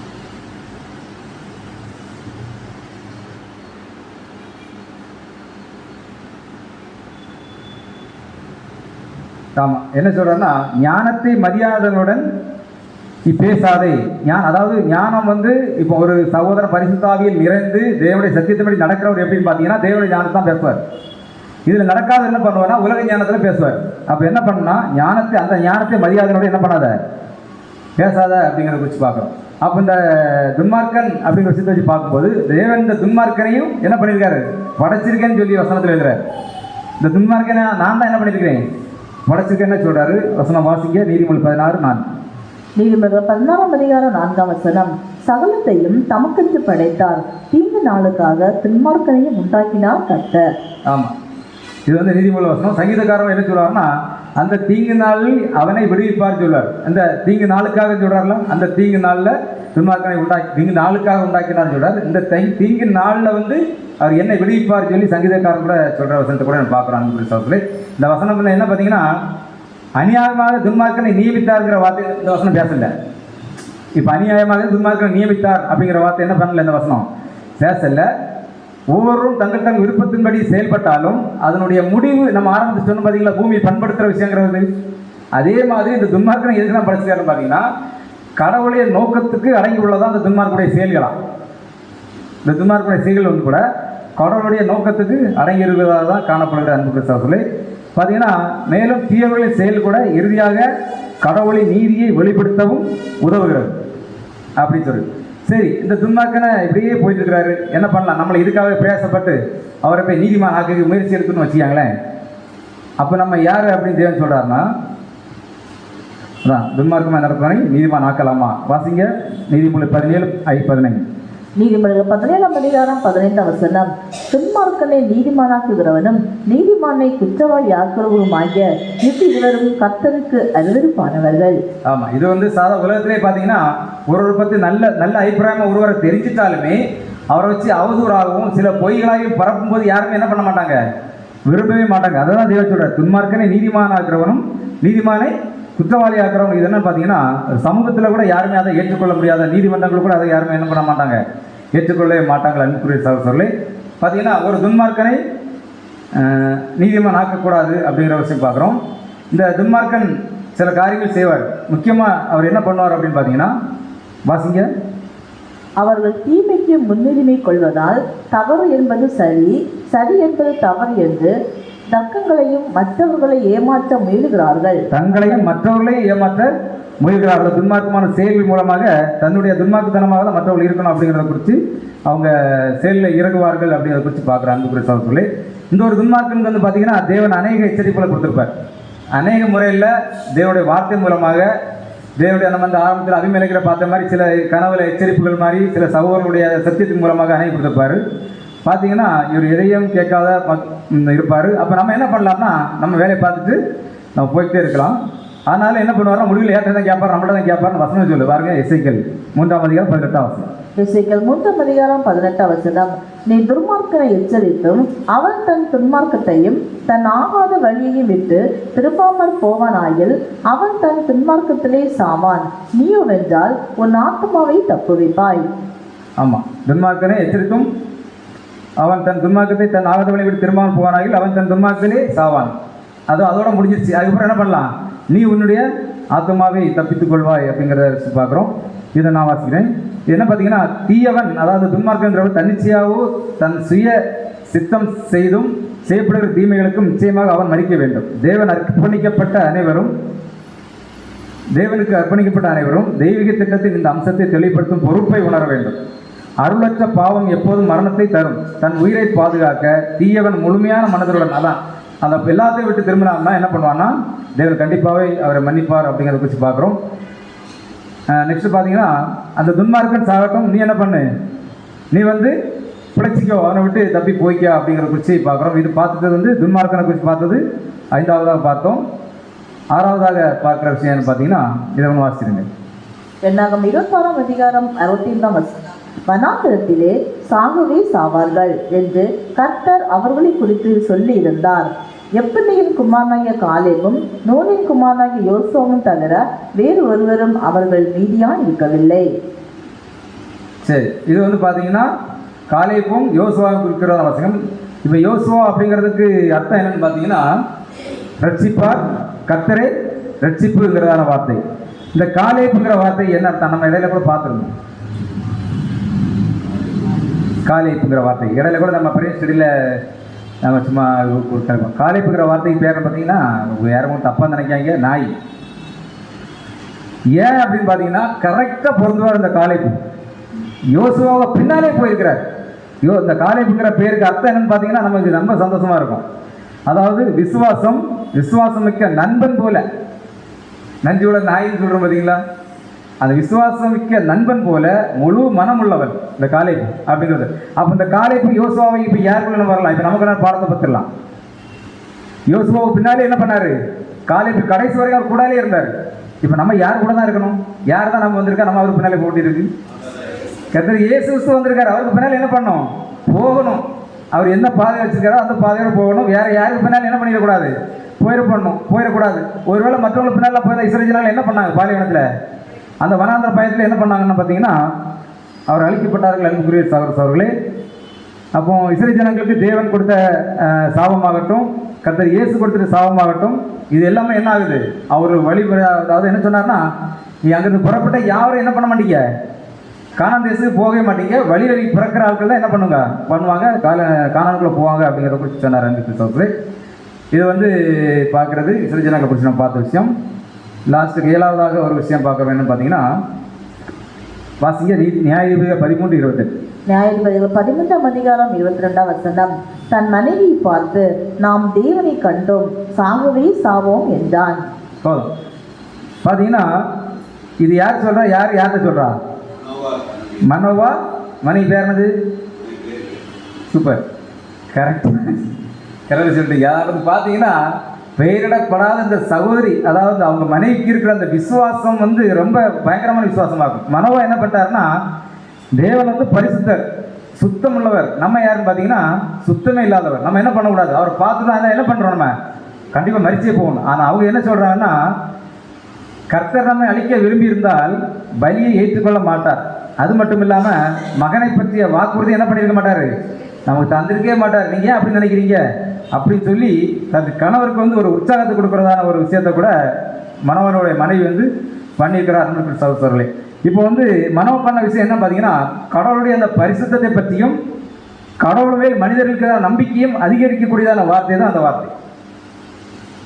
அதாவது பயம் இருக்க ஒருவேளை கலப்பாது நான் இறந்துடும், ஏன்னா நான் அவ்வளோ பாவத்தில் இருக்கிறேங்கிறதுக்காக.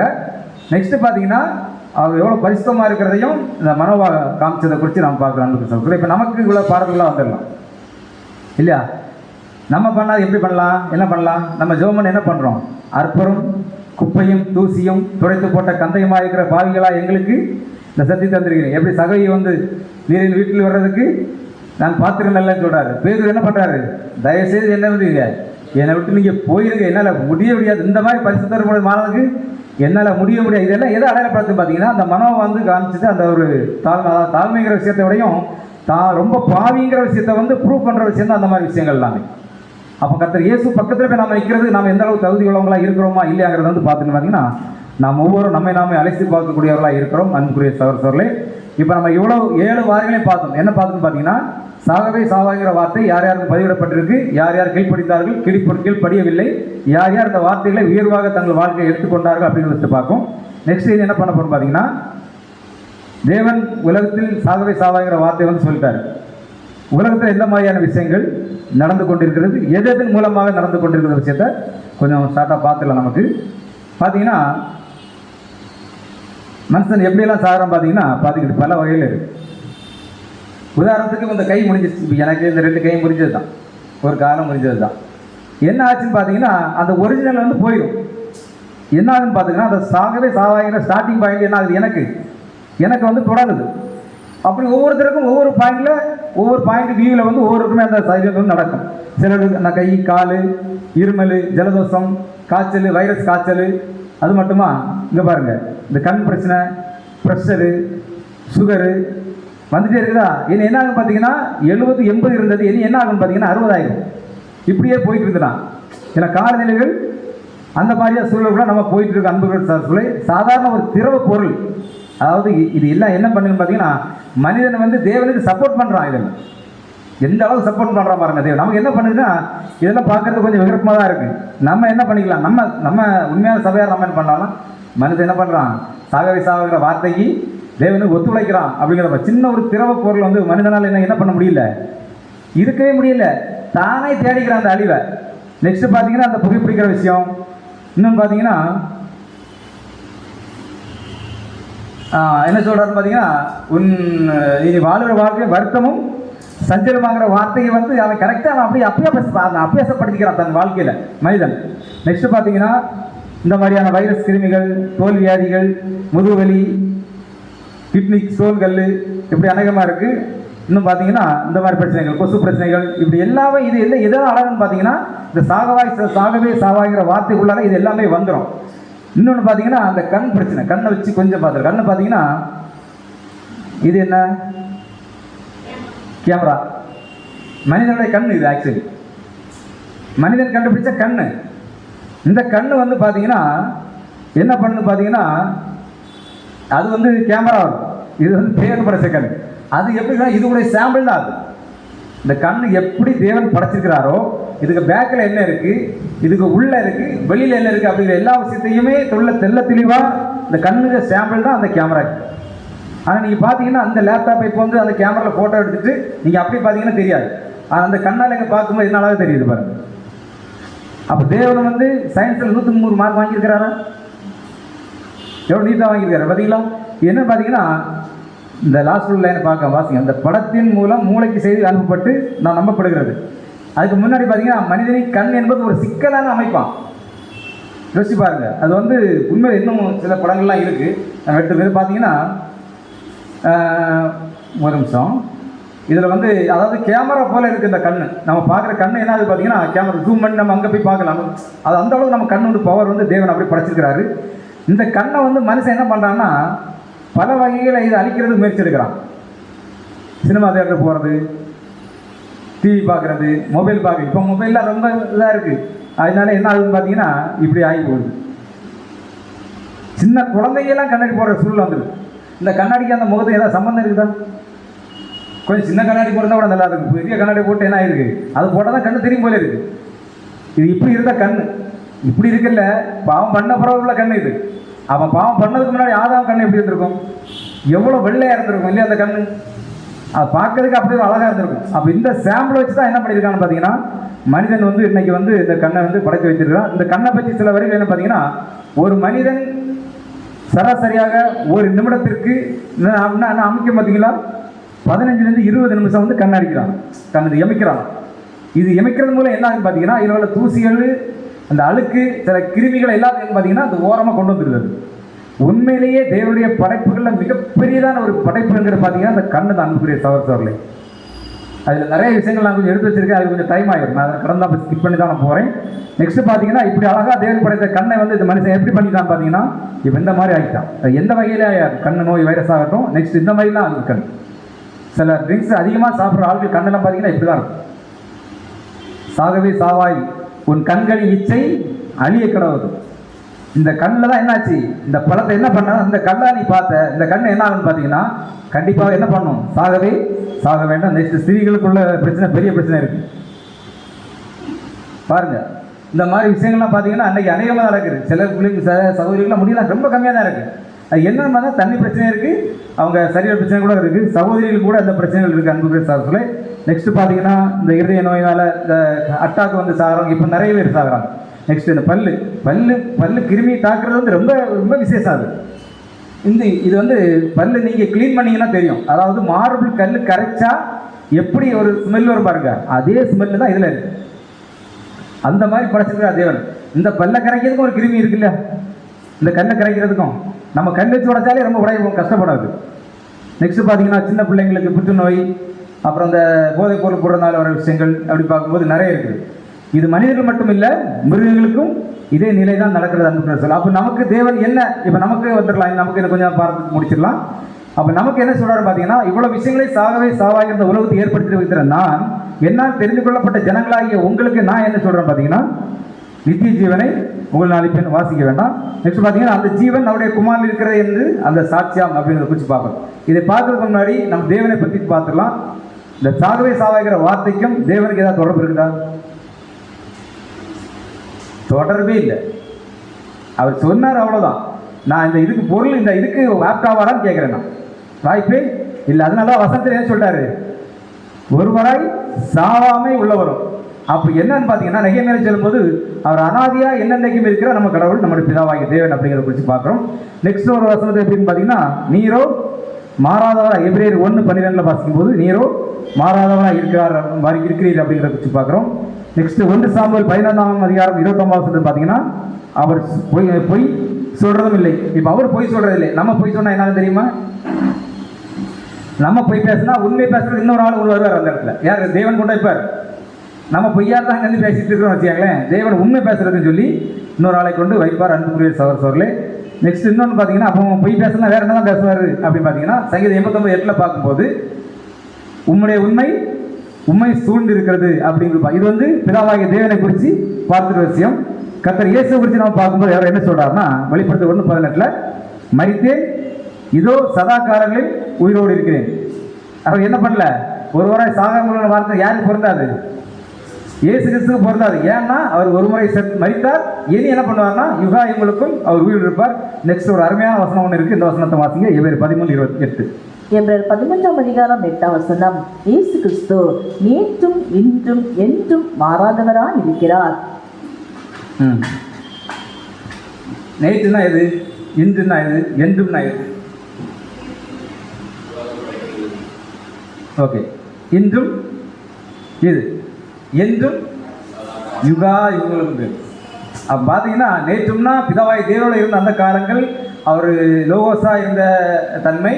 நெக்ஸ்ட்டு பூமியில் வந்து அவர் மரித்து பரலோகம் போகிறார் பார்த்தீங்களா, அதுதான் நேற்று. இன்றும்னா செகண்ட் கமிங்கில் வந்து இப்போ போயிட்டு இருக்க பாருங்க காலங்கள், இந்த காலங்கள்.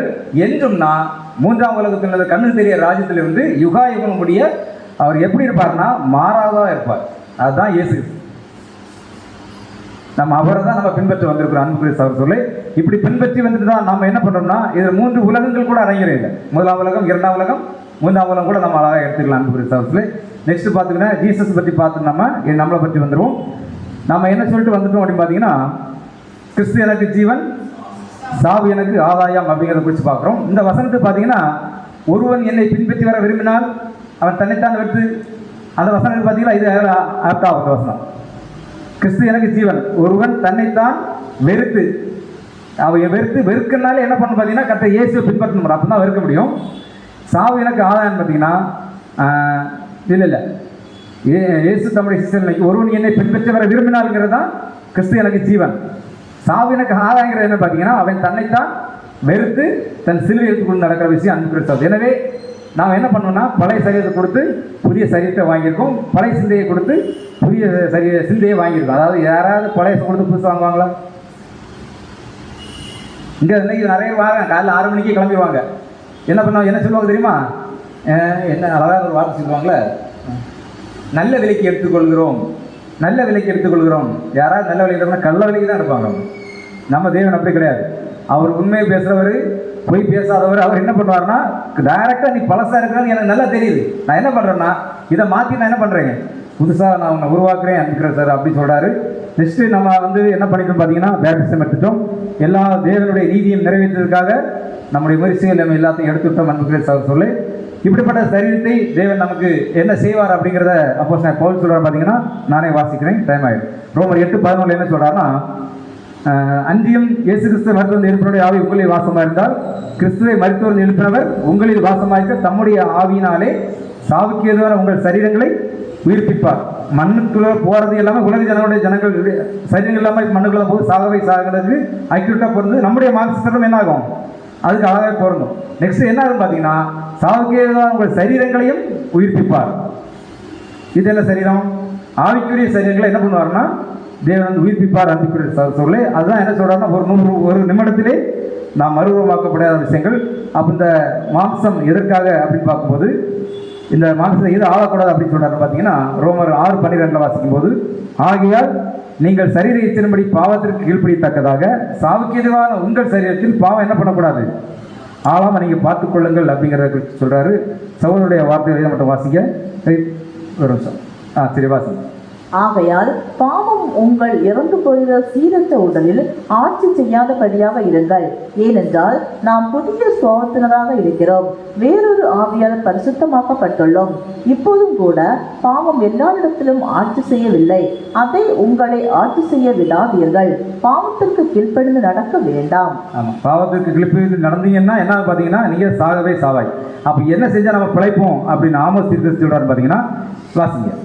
நீங்கள் பிழைக்கும்படிக்கு தீமை அல்ல நன்மையே தேடுங்கள், அப்பொழுது நீங்கள் சொல்லுகிறபடியே சேனைகளின் தேவனாய கர்த்தர் உங்களோடு இருப்பார். இது இஸ்ரேல் ஜனங்கள் சொல்லிட்டாலும் கூட அது மாம்சத்துக்குடைய இஸ்ரேல் சொன்ன வார்த்தைகள். இதை நம்ம என்ன பண்ணிக்கலாம், நமக்கு ஆவிக்குரிய இஸ்ரேலையே நமக்கு கூட நம்ம எடுத்துக்கொள்ளலாம் அன்பு சகோதரர்களே.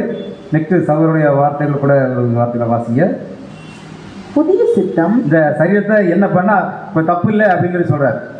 நம்முடைய மரணமடையும் உடல்களை எந்த அளவுக்கு கட்டுப்படுத்துகிறதோ அந்த அளவுக்கு நாம் போற்றும் ஆன்மீக உடலுக்கு பதிலாக இந்த மரணமடையும் உடல்களை தற்காலிகமாக பயன்படுத்துவது தவறில்லை என்ன சொல்றாரு.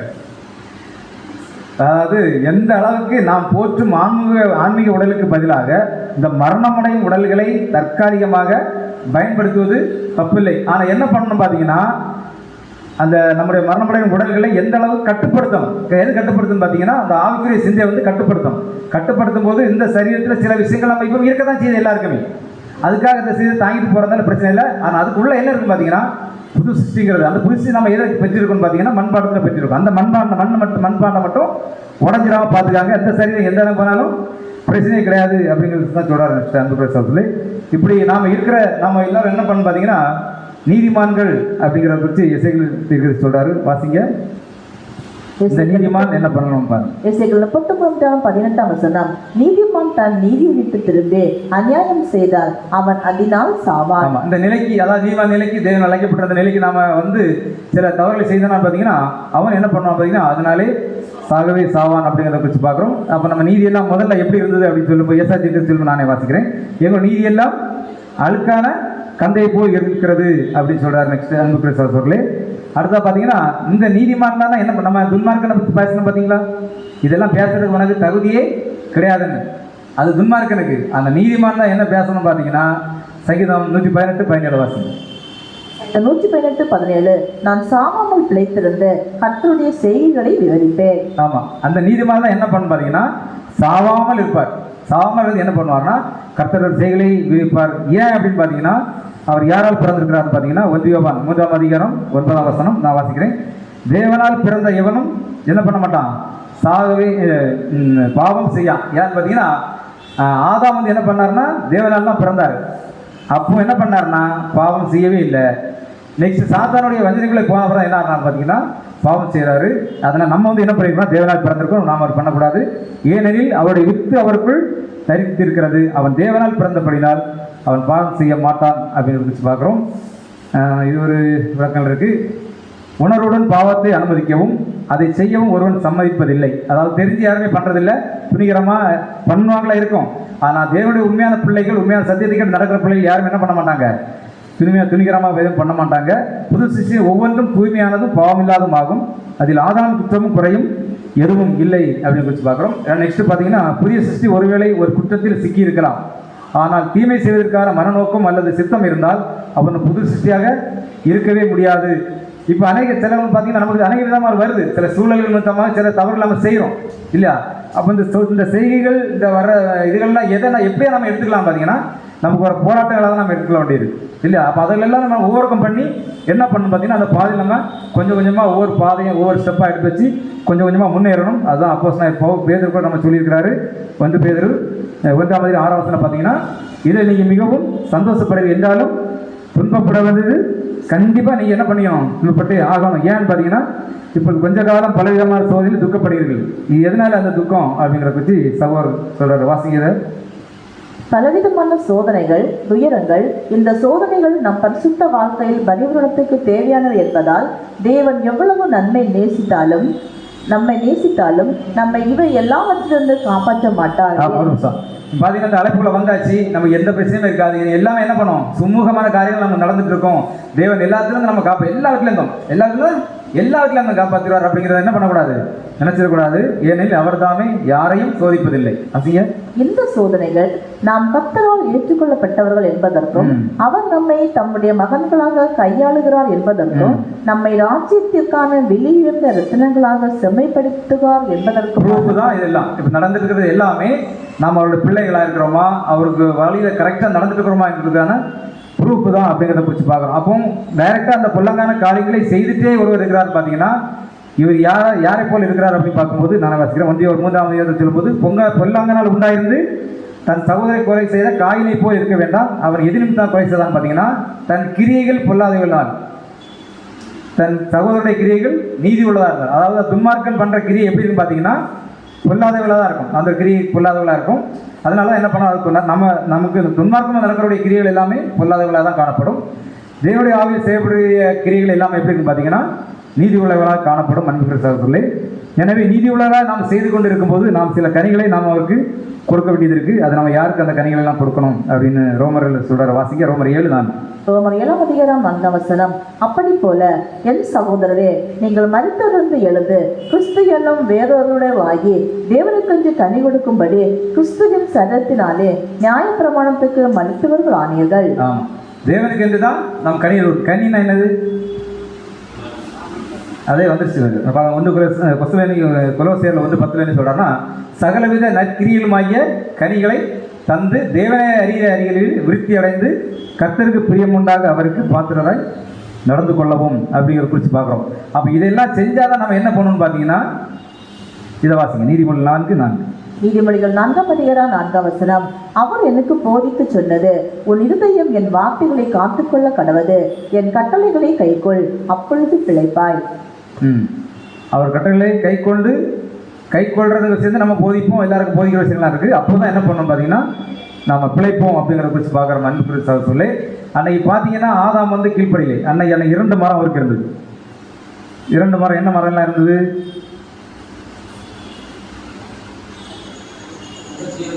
ஜீவவிருட்சத்தின் கனி, இன்னொன்று நன்மை தீமை அறியக்கூடிய கனி. ஆதாம் எதை சாப்பிட்டாரு, நன்மை தீமை அறியக்கூடிய கனி. ஆக்சுவலி பார்த்தீங்கன்னா ஜீவவிருட்சத்து கனி பிதாவாகி தேவனுடைய அந்த ஒரு நல்ல கனி. ஆனால் இது வந்து டைரெக்டாக, அதாவது நன்மை தீமை அறிகிற விஷயம் பார்த்தீங்கன்னா அது சாத்தான ஒரு தேவன் ஏற்படுத்தி வச்சுருக்காருன்னு தெரியல. அதை நீங்கள் சாப்பிடாதீங்க சொன்னீங்கன்னா என்ன பண்ணலாம், அதில் கண்டிப்பாக ஏதாவது இருக்கும். அப்போ என்ன பண்ணக்கூடாது, அதை நீங்கள் தொடவே கூடாது அப்படிங்கிற விஷயத்தை தேவன் கடிதம் படிப்பார். ஆனால் ஆதாம் சூஸ் பண்ணது என்ன பார்த்தீங்கன்னா, அந்த நன்மை தீமை அறியக்கூடிய கனிகளை அவர் புசித்தார். இந்த உலகத்துலேயும் பார்த்தீங்கன்னா இல்லை நம்ம வாழ்ந்துட்டு இந்த அழைப்பில் ஓடிக்கிற ஒவ்வொரு சகோதரர்களும் வந்து நான் சொல்கிறார்களா, என் கட்டளை கைக்குள் அப்பொழுது நீங்கள் பிழைப்பாய் அப்படின்னு சொன்னால், இதெல்லாம் ஜெயிச்சு ஓவர் கம் பண்ணி அவர் இயேசு சொல்கிறார்களா, ஜெயம் கொள்கிறவன் எவனோ அவன் இன்னொரு சிங்காசத்தில் உட்கார்படி நான் அருள் செய்வேன். அவங்க எதனால ஜெயித்தார்கள், எதெல்லாம் வைத்து ஜெயித்தார்கள் பார்க்கும்போது, ஆட்டுக்குட்டியின் ரத்தத்தினாலும் தங்கள் சாட்சியின் வசனத்தினாலும் அவனை ஜெயித்தார்கள். மரணம் நேருவதாக இருந்தாலும் இல்லையா, அதற்கு தப்பும்படி தங்கள் ஜீவனை பாராமல் அவர்களை ஜெயித்தார்கள் அப்படிங்கிறத வச்சு பார்க்குற மண்புரி. எனவே ஆதாம் முதல் இந்த காலம் வரைக்கும் 6000 வருடம் அந்த தொடர்நிலை வந்து என்ன பார்த்தீங்கன்னா, இந்த ஒரு சாகவே சாவாங்கிற அந்த வார்த்தைக்கு இசைவாக அது நடந்து கொண்டு போய்கிறத பார்க்குறோம். நன்மை ப்ளஸ் ஜீவம், ஃபஸ்ட்டு வந்து ஜீவ விருட்சம், ரெண்டாவது வந்து நன்மை ப்ளஸ் தீமைங்கிறதான அந்த ஒரு மரம். பார்த்தீங்கன்னா இன்னொரு வசனம் எப்படின்னு பார்த்தீங்கன்னா, கர்த்தர் இயேசு கிறிஸ்து பார்த்தீங்கன்னா அவர் என்ன மரம், இயேசு கிறிஸ்து தன்னை என்ன மரம்னு சொல்றாரு, பட்ட மரம். பட்ட மரம் இல்லை சாரி, இயேசு கிறிஸ்து பச்சை மரம். நம்ம தான் யாரு, ஏன் அந்த சாகவே சாவாங்கிற வார்த்தைக்கு சொந்தக்காரங்க ஆனனால சொல்றாருல, பச்சை மரத்தை எனக்கே இப்படி செய்தார்கள்னா பட்ட மரமாகிய உங்களுக்கு என்ன செய்வார்கள் கேட்குறாரு பார்த்தீங்களா. அப்போ இப்போ நம்ம பண்ணிட்டு இருக்கிறது என்ன சாப்பிட்டு இருக்கோம்னு பார்த்தீங்கன்னா, பட்ட மரமாகிய சாத்தானுடைய கனிகளை நம்ம கொடுத்துடக்கூடாது. பச்சை மரமாகி கர்த்தர் இயேசுவின் கனிகளை தான் நம்ம என்ன பண்ணணும் பார்த்தீங்கன்னா எல்லாருக்கும் கொடுக்கணும். அது வந்து தேவன் விரும்புகிற கனியாக கூட நம்ம காணப்படும். ஏன் அப்படி கொடுக்கணும் பார்த்தீங்கன்னா, நம்ம பாவத்திற்கு மரித்து தான் இந்த ஒரு அழைப்புக்குள்ளே தேவனுடைய நம்மளை வழிநடத்தி வருகிறார். எனவே பாவத்திற்கு மரித்த நாம் இனி என்ன பண்ணக்கூடாது பார்த்தீங்கன்னா, பாவம் செய்யக்கூடாது. அந்த பாவத்தில் நம்ம எப்படி பிழைப்போம், சாக தான் செய்வோம். அதனால் என்ன பண்ணோம்னா, பாவம் செய்யாமல் இருந்தால் நாங்கள் பிழைக்கவே பிழைப்போம். அப்போ சாகவே சாவாய்கிற வார்த்தை இவ்வளோ பேருக்கு பயன்படுத்தப்பட்டது. வேதத்தில் தேவன் இந்த மாதிரியான காரியங்களை அநேகருக்கு கொடுத்திருந்தாலும், அநேகர் கீழ்ப்படிந்தும் அநேகர் கீழ்ப்படியாமலும் தங்கள் வாழ்க்கையிலே தங்கள் செயல்களை மாற்றிக்கொண்டதான விஷயங்களை நம்ம பார்க்குறோம். அன்புக்குரிய சகோதரர்களே, இந்த ஒரு நாளிலே இந்த ஒரு பாடத்தை எடுத்துக் கொடுப்பதற்கு தேவன் கிருபை செய்திருக்கிறார். அதற்கு பிதாவாகி தேவனுக்கு நன்றிகளையும் சோதனைகள் நாம் ஏற்றுக்கொள்கிறேன். பொறுமையோடு கேட்ட உங்கள் யாவரையும் தேவன் தாமே ஆசீர்வதித்து வழிநடத்துவாராக. ஆமென்.